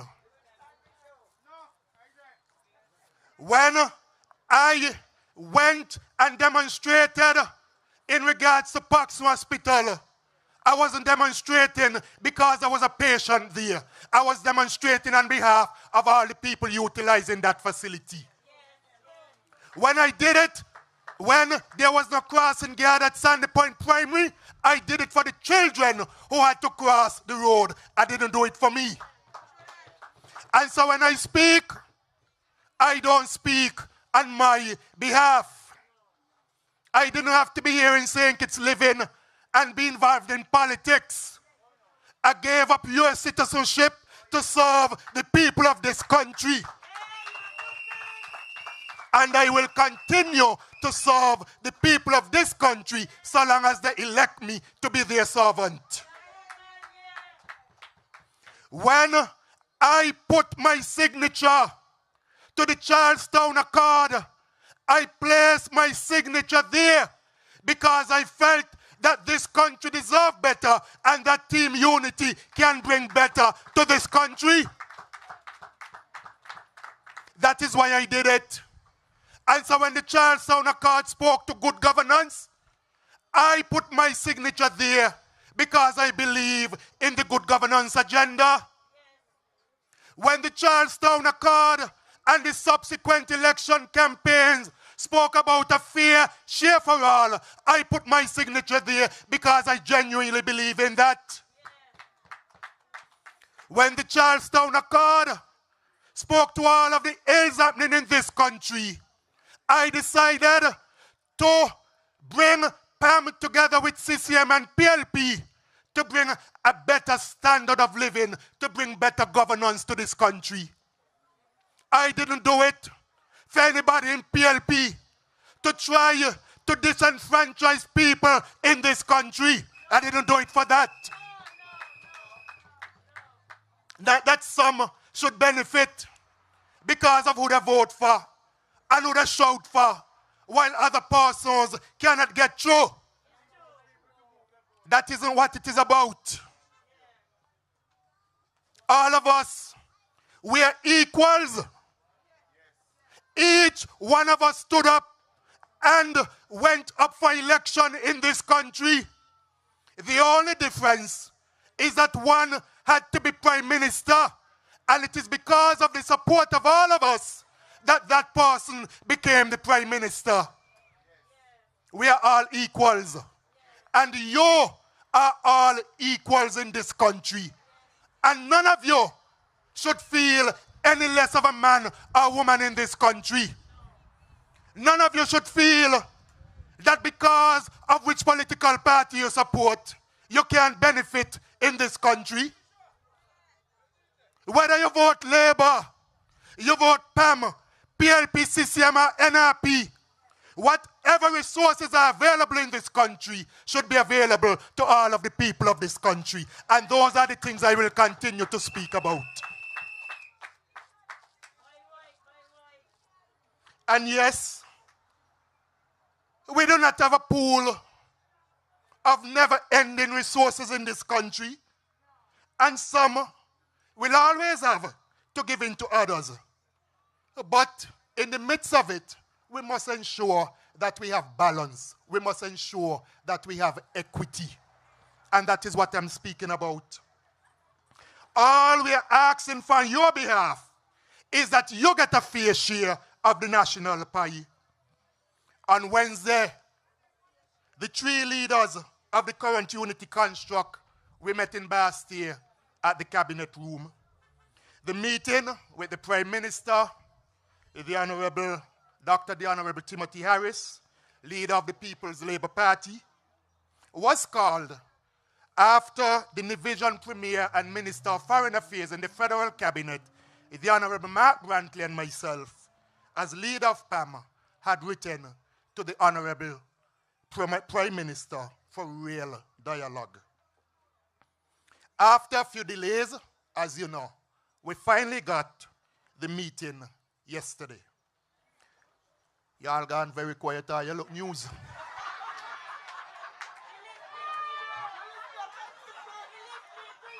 You look news. We had a long meeting where there was a frank exchange of views. You want to hear the rest? The rest of it is, I will not give any more details at this time Because as you're aware, we agreed to a joint statement on the meeting. And you know me, I always keep the promise.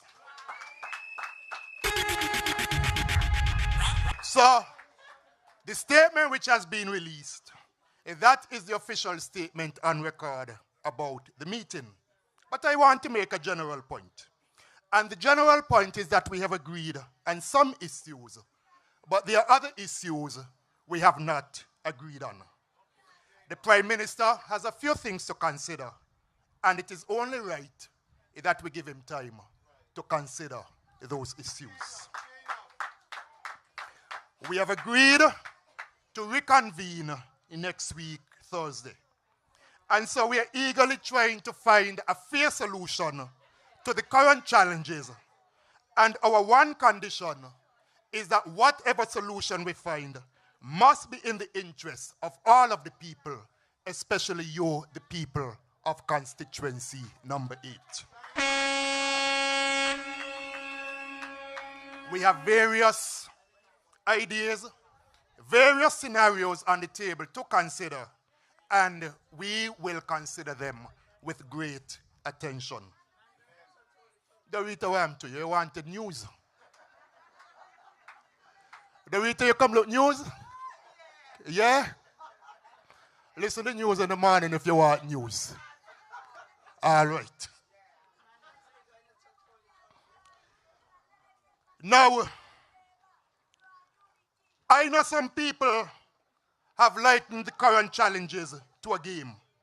And some are speaking about who outsmarting who, from who ain't outsmarting who. And who win and who did not win. I beg to differ, because I don't see it as a game. I see this as a process that has the potential to affect real people. And we must be concerned about this first and foremost. Indeed, trust has to be a dominant currency going forward. And to a large part, I must say that it is that lack of trust that has us where we currently are. And there are a lot of things that I can say about that trust. And I have been speaking about that lack of trust.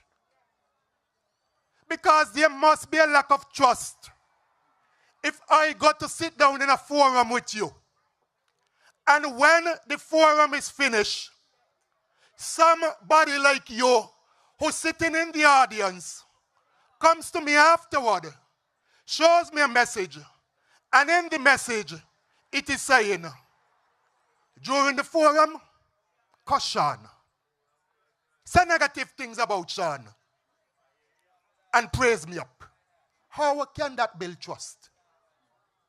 How can that build trust? And these are some of the real examples that I am speaking about. Repeat what I just said. Are you engaged? I said, imagine Gene and I up here sitting down at the head table. And while Gene and I up here sitting down at the head table, Gene sends you a message, Dorita, and say when you get up to ask a question, cuss Sean, say negative things about Sean, but big me up, praise me up, say all positive things about me. That could build trust? Eh? Can that build trust? Azad, can that build trust? Would I trust Gene after that? And that is the point. And those are the things that I will continue to speak about. There's one last matter before I close that I want to speak to. Because I've been keeping my mouth very quiet about it.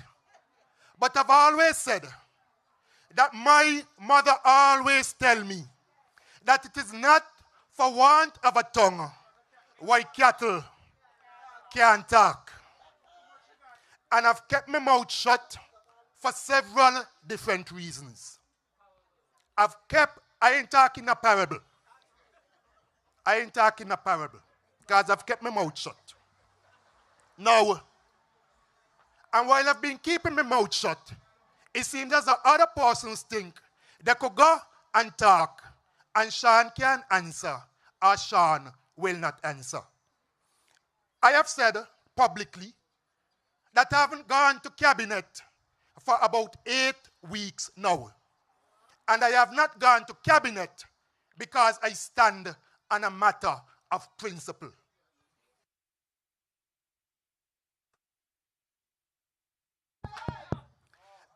Thus far, I have refused to publicly speak about the matter. But it seems as though some persons want me to talk. So let we talk.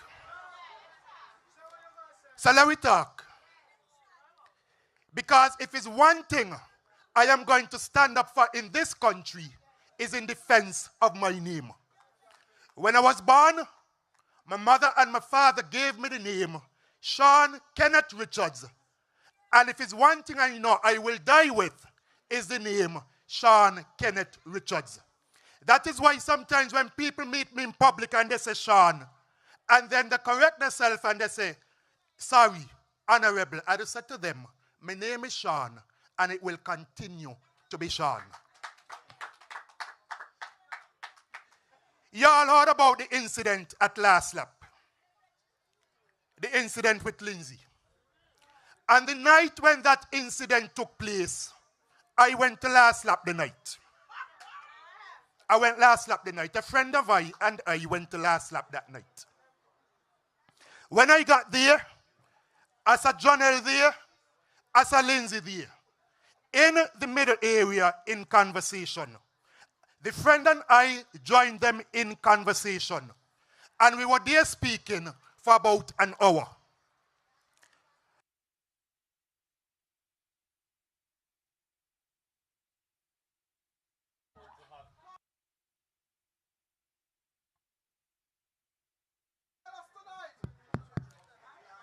After about an hour, Lindsay said he has been here since after cabinet. He got in home. And he turned out and he left. I stayed in there maybe about the next 10 minutes after. I turned to the friend. I said, you ready to go? The friend said yes. I left Last Lap. I went outside. And we were outside. I saw 3 police officers standing up on the outside. I said good night to the police officers. I continued to my vehicle. When I said good night, the police officers answered me. They said good night. I left Jonel inside. It so happened when I got there was a parking space next to where Lindsay's vehicle was. So I was parked right next to Lindsay's vehicle. I jumped in the car that I was driving the night. The friend took maybe about the next 5 minutes before he came outside.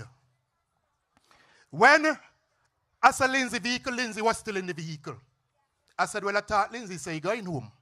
But I ain't bothered to ask Lindsay why he's still here. I waited for the friend to come out. I jumped in my vehicle. I went home, go sleep. The next morning, Jonel can tell you, I called Jonel to ask Jonel a question because a lady sent me a WhatsApp message asking me if for the under-19 cricket, if spectators are allowed. I called Jonel. I said, Jonel, for the under-19 cricket, spectators allowed? He said, yes. I hung up my phone. Pour me in now that something happened up at Last Lap the night. Me know nothing about nothing happened up at Last Lap the night, so me not ask Jonel nothing about that. Jonel is here. Jonel a lie? It's only later Jonel say that when he saw me calling him, he thought is that I calling him about, but me know nothing about it. All the Saturday, I know something happened at Last Lap. Sunday, I went by Dr. Conaree Church, Antioch Baptist. The same friend went church with me.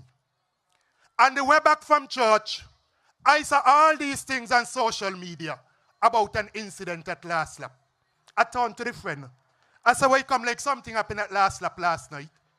He said, what? I told him. We were able to verify that indeed something happened at last lap. That was the end of that for me. I ain't paid much mind. A day or two after that, I heard that my name is in the police report relative to this incident at last lap. I said, my name in police report? What was my name in police report for? Me no witness not what last lap. I wasn't part of no incident at last lap. What my name in any police report for? Huh? To say good night to the police? I said, all right. I drive into work the morning. I called the commissioner of police. I said, Mr. Commissioner, good morning, how are you? He said, he's good. I said, you have a few minutes to spare? He said, yes. I said, let me ask you a question. If I drive in across Old Road Bay, and 5-10 minutes after I drive across Old Road Bay, an accident happens across Old Road Bay, am I important to the accident? He said, no. You want an accident, you not see an accident, you can't get no evidence. I said, I'm glad you tell me that, so let me ask you a question. And I told him about the incident at last lap. I said, I've been made to understand that my name is in the police report. The commissioner said to me, yes, he has the report here in front of him, and indeed, my name is in the report. I said, but Commissioner, why my name in the report? Am I germane to the incident that happened at last lap? The commissioner tell me, now let my blood pressure go up over that, not take on that. I said, all right. I left it there. I left it there. A few weeks after that, the commissioner comes to cabinet. And there's a discussion about it. And again, I reiterated that my name ain't got no call in the police report. Because I don't understand how is it that the police is indicating that they came there. Some 50-something persons at last lap. And only 3 names that could identify who at last lap to put in the report. Honorable Lindsay Grant, Honorable John L. Powell, Honorable Sean Richards. Well, what you want to tell me? The police officers ain't none of bad guys who at last lap? So why my name must be in the report? I could understand Lindsay's name in the report. I could understand John L's name because I said at the end of the incident, John L. sort of assisted them. But me no witness the incident. Me no part of the incident. When me got me thing with the police, we have an argument, I don't hide from saying it. But what my name got called in a police report to do with an incident that ain't got nothing to be part of? Was somebody playing politics with the name Sean Richards to put my name in police report? And I was angry about it and I spoke about it. The last thing I was told is that the report has been altered and my name has been removed from the report. Again, I left it like that. I left it like that. About a week later, I was at a certain establishment, and while sitting down there, someone came to me and said to me, well, how you ain't tell me you were at last lap when this thing happened? I said I didn't consider it important because I ain't know what happened at last lap. All I know something happened at last lap. I don't know what happened there. I said, but wait. But you got to be my name in this report still. So the next day, I went to cabinet and I complained about it again because I said I was told that my name has been removed from the report, but based on reliable information, my name still included in the police report. And I took a decision there and then that until this matter is cleared up, I am not coming back to any cabinet meeting. Because if nobody gonna stand up for my name, I gonna stand up for my name myself. But I want to tell you all something else. Because that ain't the entire story. That ain't the entire story. And so when people out there giving out the story, tell them as I must give the entire story. Tell them, Sean Kenneth Richards say, give the entire story. And so, before you know it, I am called to a meeting by a particular big official in this country. And that is why I haven't been saying anything either, you know, because I'm trying to leave out certain names. And so I get called into a meeting because the Prime Minister went to complain me that I have not been attending cabinet. And I went and I gave the full side of the story. I was then asked if I'm interested in having a follow-up meeting because the AG was with the Prime Minister when he went to complain me. With the AG, the Prime Minister, and the big official. And so, within a week or two, the meeting was held. And during that meeting, the AG spoke. He gave his views on it. And in terms of certain things that he said, I said, AG, I respectfully disagree with you. The Prime Minister spoke, and he gave his side of the story. But when the Prime Minister finished speaking, I gave my side of the story. And I said, Prime Minister, this is what you have not said. That you sent messages to persons saying to persons that you understand that the next Minister of Government was at last lap when this thing happened. Because, of course, persons knew that Lindsay was there. There was a recording that sounded like John L. And so persons knew that John L. was there. But the Prime Minister telling persons, sending messages, speaking to persons, that the next Minister of Government was at last lap when this thing happened. When I said that in the meeting, the Prime Minister said, how that can be true. He ain't had no conversation with nobody about anything that happened at last lap. And he went on and on and on and on. As to how that is a falsehood.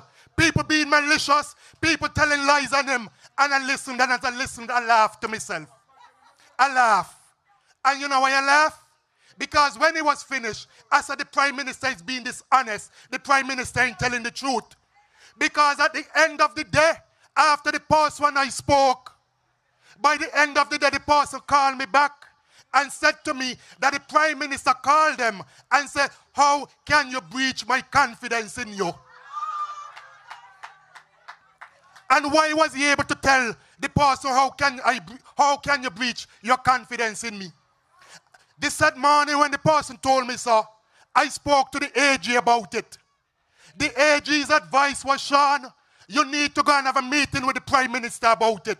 I said, okay, AG, I'm going to send the Prime Minister a message. The AG said, don't send him the message. Go and have a meeting with him about it. I said, okay, AG, I'll take your advice. I didn't get around to having the meeting. But by the end of the day, the Prime Minister knew that I knew that he said to somebody, an ex-Minister of Government was at last lap when this thing happened.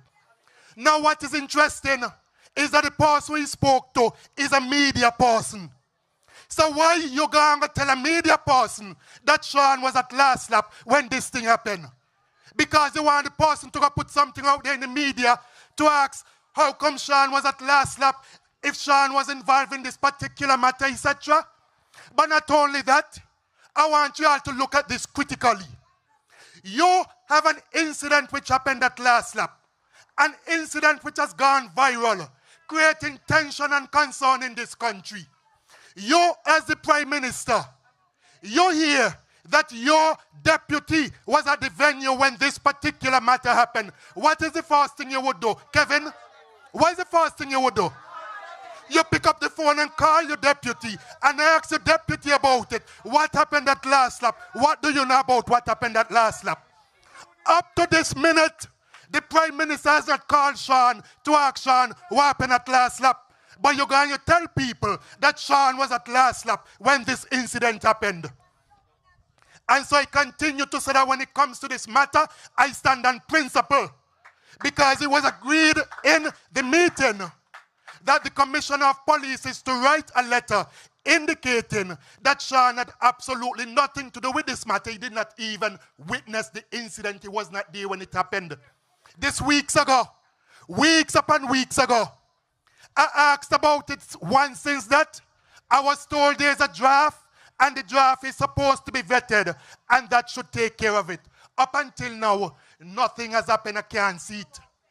I asked about it a second time and up until now, still nothing. I asked about it a third time, still nothing. I wrote a letter recently about it and I'm still waiting for the matter to be resolved. You have persons out there talking, but they need to be aware of the full facts of the matter.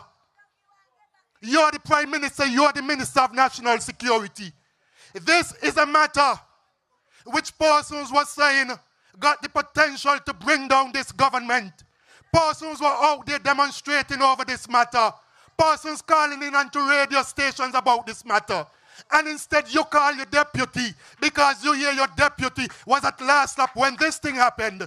Not a single call, but instead you go tell people, you understand the next Minister of Government was at last lap when this thing happened. Well, what is your motive?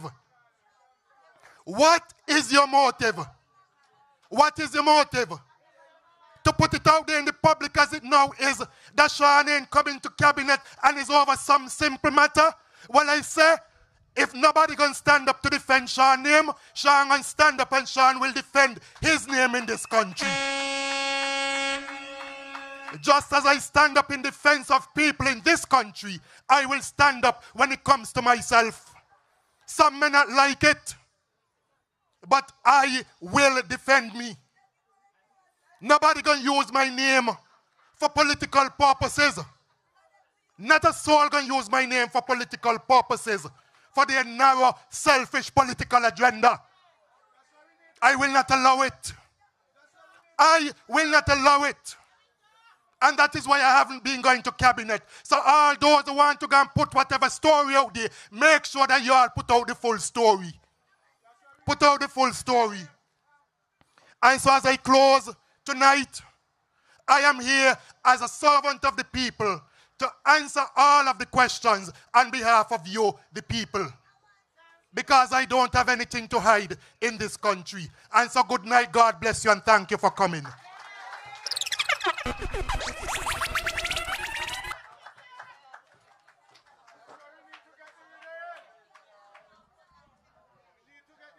Put your hands together again for the Honorable Sean K. Richards, leader of the People's Action Movement.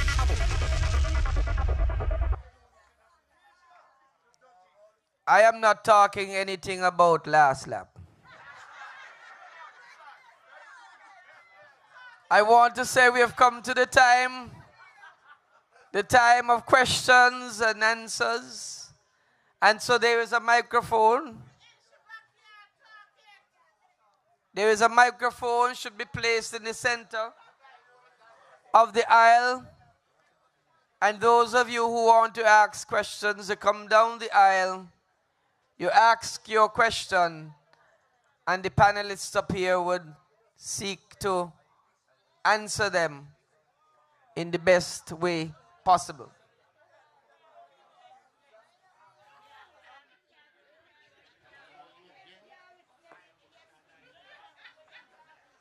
Good night, everyone.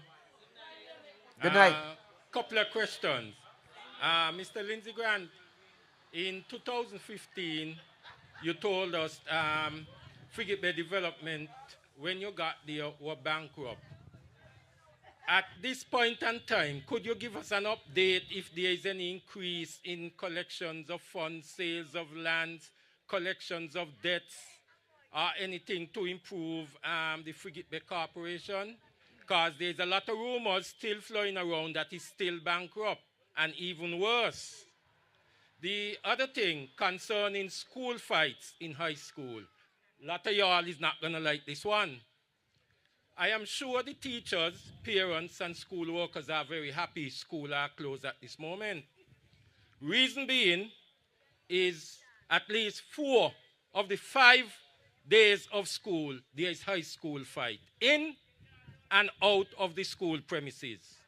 The worst thing of it, families and friends are now getting involved in these children fight. The thing is, we have seen the police removing some of these students from school. Gentlemen at the table, it don't look good. I done with school nearly 40 years, it don't look good. The other thing concerning the school fight, I think you all should start putting some tough love punishment in place. You all not gonna like these. Some of my suggestion is, people who are on the honor roll, you fight, remove them. Scholarships and those kind of things, you start removing them. You know why? You got to start showing some tough love. Because these fight is every day and they're going viral. Think it's not look good with them school fight, gentlemen.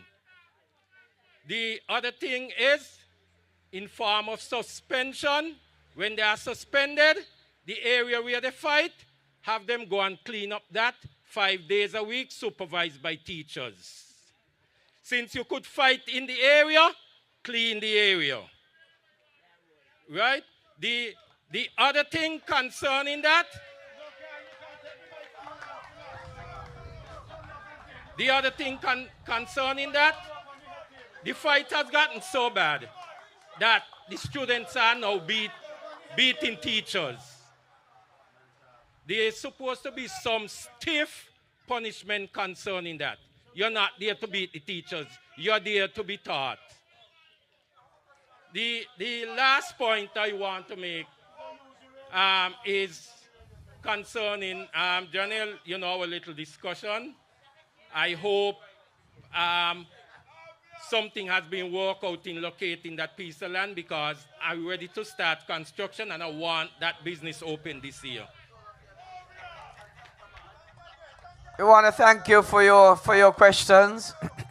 I want to direct the question about the fight in schools to Janelle to answer, and I will answer the first question with regard to the Frigate Bay Development Corporation.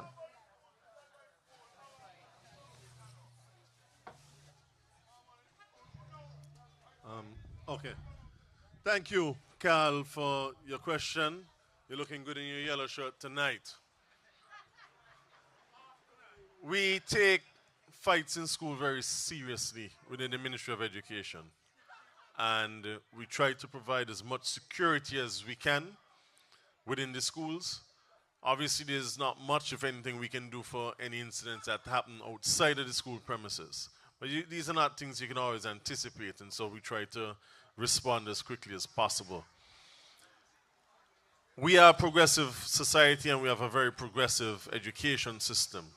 And so, as incidents come up, we try our best to ensure or to see how we can reform or put reforms in place to work with these kids. Because at the end of the day, you don't want to take away, you don't want to do something that will affect the rest of their lives.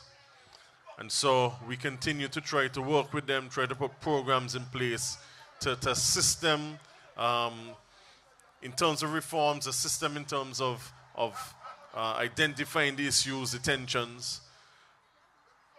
I do have a particular concern in relation to persons outside of schools getting involved.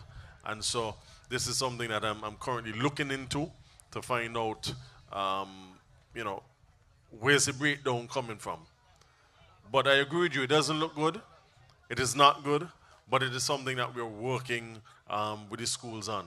I appreciate the comment about perhaps putting them, if you're going to suspend them from school, putting them to do some sort of work, manual or otherwise. Our teachers are already under pressure and overworked, and so I'm not sure that they would be the correct ones to do so. But at the same time,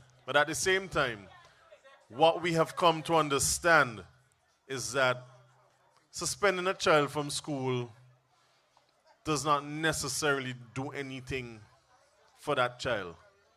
And so we are trying to and looking at options so that when you remove them from the school for that particular period, you're able to engage them in a more productive way. And I understand, I appreciate the point about maybe put them to clean up somewhere, but I believe we can engage them in a more productive manner and try to get them back on the right path. The other question you asked was in relation to your matter. I am continuing to work on that matter and trying to figure out where is an appropriate place for you. I would like for us to sit down and meet sometime next week. I'm trying to get find out the availability of somebody from planning to sit with us and to look at some options so that we can get you up and running as soon as possible. So look out for a call from me next week so we can sit down and go through that. Yeah, Carl, your question really was with respect to the Frigate Bay Development Corporation and its functioning and basically whether or not it is bankrupt. Well, let me tell you the premise of how the Frigate Bay Development Corporation is run. The Frigate Bay Development Corporation only gets its money through the sale of land. And at this point in time, almost all the lands in Frigate Bay under that command have been sold. And it is only when the land is sold you get the funds in, and then we're able to pay the workers, etc., etc. And so it is very challenging, to say the least, at the moment. What happens is that when there's a shortfall, then government gives an intervention in terms of giving us the necessary funds available. What we have done recently, we have increased the rentals of bars on the strip, but that's not a significant amount in order to earn revenue. So we have to look at other areas for revenue generation. And that's what we're doing at the moment in terms of finding a solution to be able to make it sustainable. But as it is at the moment, it is very difficult for it to be sustainable. Just even to run the golf course alone is a tremendous amount of money. And it doesn't necessarily bring in the type of revenue at this point in time to be able to sustain it. So it's very difficult. So as we go along for this budget cycle, it's going to be challenging, but we hope that from time to time we get necessary land sales to be able to fill that gap. But I think we seriously have to look at other revenue generating areas for it to be sustainable going forward. There had been at some point in time a suggestion that we should have merged the Frigate Bay Development Corporation with the one at Kittishan Hill, I can't remember, to try to, see if we can do some synergies there. But that again is more medium term to long term. But we need to find a solution in the short term to be able to plug that gap. I want to say at this point also that we have to thank the workers at Frigate Bay who at times are challenged, who get paid late sometimes, and it's not something that we want, it's not something that we like, and so I want to just thank them for their patience and understanding during these very difficult periods. Questions? Yeah, good evening.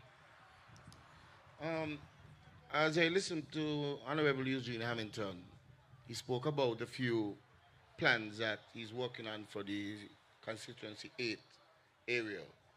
But one of the things that concern me most right now is the St. Peter's Road resurfacing. So I would like to ask the Honorable Sean Richards, how soon we in St. Peter's could look forward to having our new roads over there?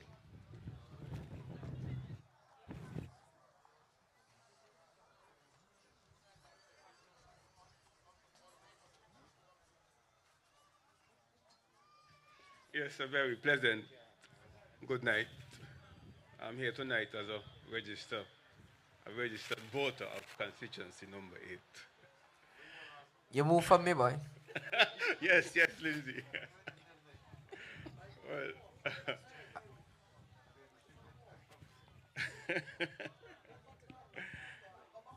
Yes, Mr. Hamilton, first question to you. Conaree have some serious problems as far as availability of lands. Um, I know there was the possibility, they were looking at the possibility of the lands with rock and dirt. There the update on that one, where rock and dirt is located right now, as for housing purposes. And John L., cricket. I'm a big sports fan, and I love cricket. I'm involved in Conaree as far as the sports are concerned, especially football.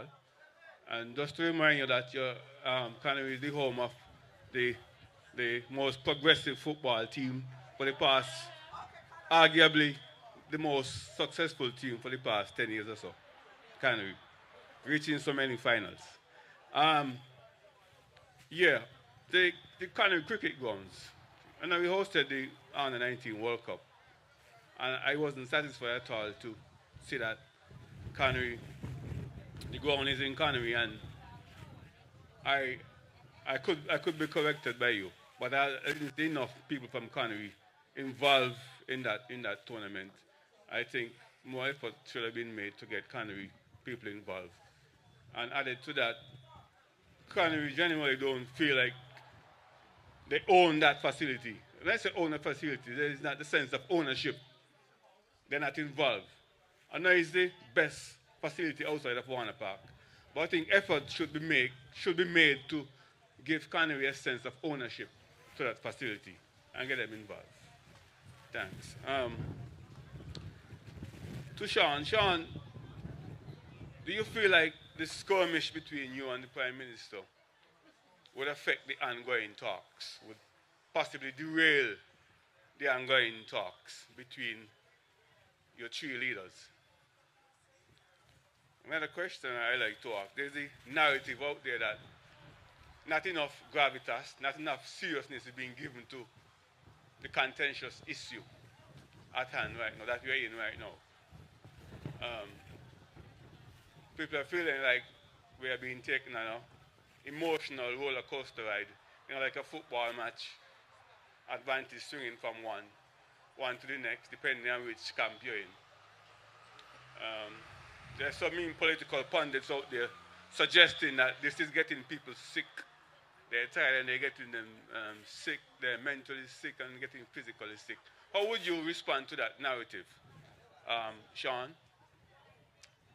And the second one, as you know, in sports and in politics, you have to be able to manage expectations. People were expecting a big bombshell after the meeting. I guess they were hyped up. The expectations were hyped up that, as one pundit put it, it's either going to be it's dissolve or resolve. So expectations were hyped up and they were expecting a big bombshell. And of course, after they didn't get anything dramatic, there was a drop in that feeling. Do you think there's a need to make a conscious effort to manage expectations? As I said, in politics and in sports, you have to be able to manage expectations and don't allow people expectations to be hyped up and then, they're deflated. Do you think there's a need from the unity administration to, as I said, manage the expectations so that people don't get too hyped up in this? Thank you very much. Thank you. Eugene, I think I'll pass the first question on to you. That is the availability of lands in the Conaree area. Yeah, thanks. Watts, thank you for the question. Conaree is not endowed with large tracts of land available for home construction. You may be able to find a lot here and there between some houses. Some people don't even know who they belong to, but large tracts are not available. The only place that is available is just above where Lisa Francis lives. That land belonged to Mr. Truss. We made an arrangement with Mr. Truss to use that land to construct quite a few homes We believe we could get at least 28 or 30 homes there. The challenge is that we have not been able to give Mr. Truss alternate land location which we had in St. Peter's. So at this time, and without any further funding for NHC really, at this time we have not been able to start the work there. It is something that we hope we can do and hopefully provide over 20 at least homes in that area. Now you spoke specifically about the rock and dirt land, where rock and dirt business place is. It was one of the ideas that we had before we formed the government in 2015. And we approached the concept with the view to relocate rock and dirt, maybe on the other side of the road. But according to the technical experts who deal with health issues, they have indicated to us in a document they produced that based on the wind flows from the solid waste, that housing in that area is a health hazard for persons living there. They also said that they had given that advice to the previous administration, and the previous administration violated it anyway. Well, I am not necessarily encouraged to violate, if something is a health hazard to people, to create that situation where their health could be impaired. I am mindful. I don't know if you've ever read about, the name escapes me now, but what happened in New York. There's a New York area where it was sold, apparently things used to be buried there, all kind of contaminated things.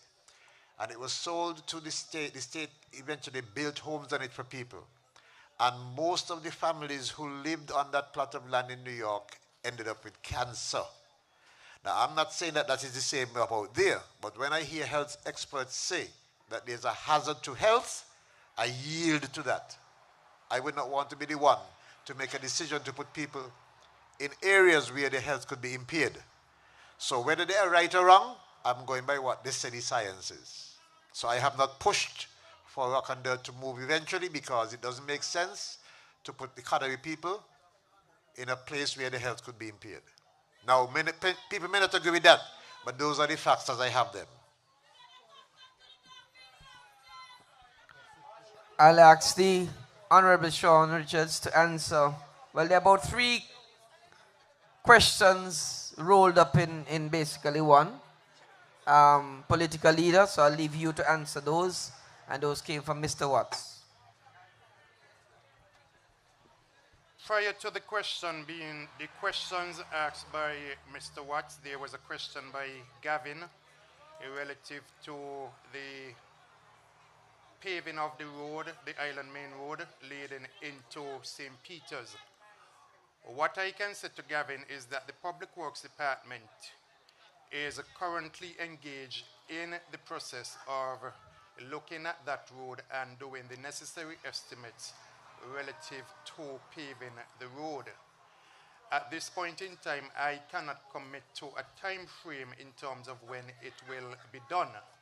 The reason for that is that when you look at the Island Main Road resurfacing project, you would recognize that not only did we repave the road, but you would have had a number of other pieces of work being done on the Island Main Road. In some cases, you had the realignment of the road. You had the different utilities companies being afforded the opportunity to upgrade the infrastructure. In the case of water services, for example, the opportunity was taken to upgrade some of the old pipes. Sidewalks were put in some areas where those were able to be accommodated. Drainage had to be looked at in some instances where water was settling in the road. All of those particular factors would be looked at because there is no sense in simply repaving the road when at the end of it you could do a much more comprehensive job to ensure that the users of the road, be it those who are driving or the pedestrians, benefit from a better driving or walking experience because of all of the added amenities that one would want to include in resurfacing the St. Peter's main road. I think what is important is that there is a commitment towards repaving that road, and so it is currently being looked at towards getting it done. Mr. Watts asked several questions. He asked me whether or not I feel the skirmish between myself and the Prime Minister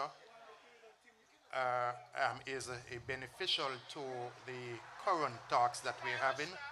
Let me say that I am not engaged in any skirmish with the Prime Minister. We are having a series of town hall meetings, and I've been speaking to the issues affecting team unity, in particular the issues affecting the persons here in the Federation of St. Kitts and Nevis. On the question about managing expectations relative to the discussions, I suppose that persons will have their own expectations as to where these discussions will go. Persons will have their own view as to what the results of the discussions would be. However, if you take, for example, a union engaging in negotiations with an employer, you would have persons with different expectations. But the process of negotiations, the process of discussions, must be allowed to continue. I think what is important is that we did say to the public that we have asked for a meeting with the Prime Minister to discuss the issues. We didn't say to the public that coming out of these discussions that these are the things that you should expect. So persons have come up with their own expectations as to what they would want to see coming out of the discussions. We have said that our hope is to maintain team unity, and so we are having discussions relative to the way forward for team unity, so that at the end of the day, hopefully team unity is preserved for the benefit of all of the people. And I think really and truly, perhaps that should be the expectation of persons. Thank you, Honorable Sean Richards. There is one other.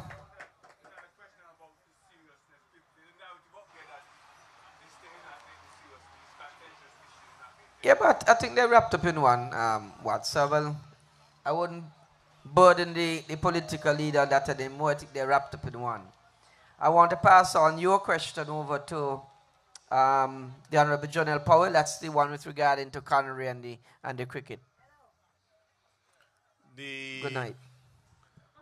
As it relates to the Conaree cricket facility, that facility has been developed over the past couple of years as basically out of a partnership between the Department of Sport and the St. Kitts Cricket Association.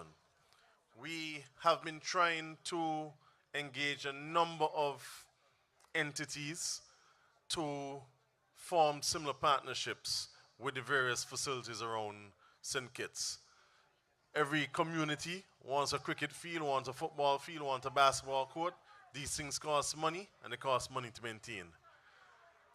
Much of the, if not most of the improvements and works that you've seen taking place at the Conaree cricket facility were done by the Cricket Association. They came up with the monies for it. And so that is the uniqueness of the Conaree cricket facility. I hope that as we go forward and we basically are resuming sports and mass crowds now, it would be my hope that we can incorporate persons from here in Conaree to participate in that partnership somehow. So, for example, when you had the Under-19 World Cup, which was held in January, we were still guided by a number of COVID-19 restrictions and protocols. And so there was limited opportunities for anybody to really participating there. I'm happy that people like, I think it's Shara, who lives just next door to the facility, she was able to sell some drinks over the wall to the spectators and make a little change. But generally, when it came to that, that would have been one hindrance, and the other thing was, bear in mind that tournament was not put on by the government. It was put on by the ICC, and they would have employed persons to come and work based on persons who have been affiliated with cricket and with preparation for the cricket grounds around the island and historically. So that is the issue, or not the issue, but that is the situation in relation to the cricket facility. I am hoping that, using your words, having the most progressive football club in St. Kitts, according to you, as far as I know it's Spurs, but you say Conaree. I'm hoping that as we develop the football facility, we can develop that type of partnership with the football club and the community to really own that particular facility. Let's be honest, cricket is not as big for people from Conaree as football is. You have a football team, you don't have a cricket team. And so let us foster that relationship between the community, the football club, and the Department of Sport for you, the people in Conaree, to own that facility. Thank you. Eugene, I think the name of the place in New York is the Love Canal. I think that was the name of it. We're going to take this last question this evening. Yes. The ladies at the mic, and then we'll wrap up. Beg pardon? Of course I am. Yes, you are at the mic. We're going to give you the opportunity for the last question. Yes, good night, Honorable Eugene Hamilton, and Deputy Prime Minister Sean Richards, Honorable Sean Richards, and Lindsay Grant, and Daniel Powell. I'm come to tap my mind. I am a very plain person. You all join me in unity, right? And I ain't like what's going on right now. I think that what Sean was doing, and the man in need right him, I think they could have gained cabinet and solved the problem instead of going out, embarrass Timothy Harris. They embarrass Timothy Harris, they embarrass themselves. Because right now everybody for Timothy Harris, because they embarrass themselves. Because the Labour people, they right now, they're glad what's going on. They say next election they're going to win. But they ain't going to win. We all need to get together and join back in unity, because you all put me in unity, so I am unity. When you all have meeting, I don't wear me yellow shirt. And when Timothy have everything, I don't wear me orange shirt. And when the man leave his guy, he don't wear me blue shirt. So I'm in unity. I for everybody. I ain't no PAM Labour, nothing. I back unity, not Labour. So you all make a big mistake, get in cabinet and solve your problem and get back unity together. Don't let Dougie come back in here. Because Dougie working a trick. He put my name, Joe, but he's leader. And so Dougie Ban January just like Miss Mark like him. He working tricks. He put Joe to be leader, but Joe ain't no leader. He gonna be the advisor for Joe. That's the trick. So use your head and get together. Solve problem. Nobody too big to say they're sorry. You understand me? So get back together and find back unity strong. Because me ain't going against unity. I love Timothy, me man. I do tell people so. That's my Prime Minister. Me ain't going against Timothy for nobody. So I tell you straight up. So Sean, get you act together. Deal with Timothy good. Eugene Hamilton, I respect him. I work for Eugene Hamilton all the time. One time I vote Labour because Dougie come and say, oh, he gonna do this when he first get in power, and I vote for him, Labour. But he changed my mind. They say Dougie and me a family, me and know him way. Right? Because the way Dougie do act, he like he from a different world. He say he gonna incite. He could incite again. Me want them kind of leaders. Me want Dougie here because you won't follow Dougie. Get back together, make all you plan. You went in camp there to be going back Thursday next week. Get all your things together, please. Because I vote in unity. Thank you, thank you, thank you. Else. Nice way to bring the curtains down. A very nice way to bring the curtains down. A very nice way to bring the curtains down. The young lady said her piece. We want to thank you for coming out tonight. We want to thank the thousands viewing and listening online. And again, as we said, there's no town hall meetings next week because of the observance of Holy Week. And so when they begin again, we want you to continue to come out and rally with your leader, the Honorable Sean Richards, and the members of the People's Action Movement. Thank you. God bless you. Good night. Get home safely.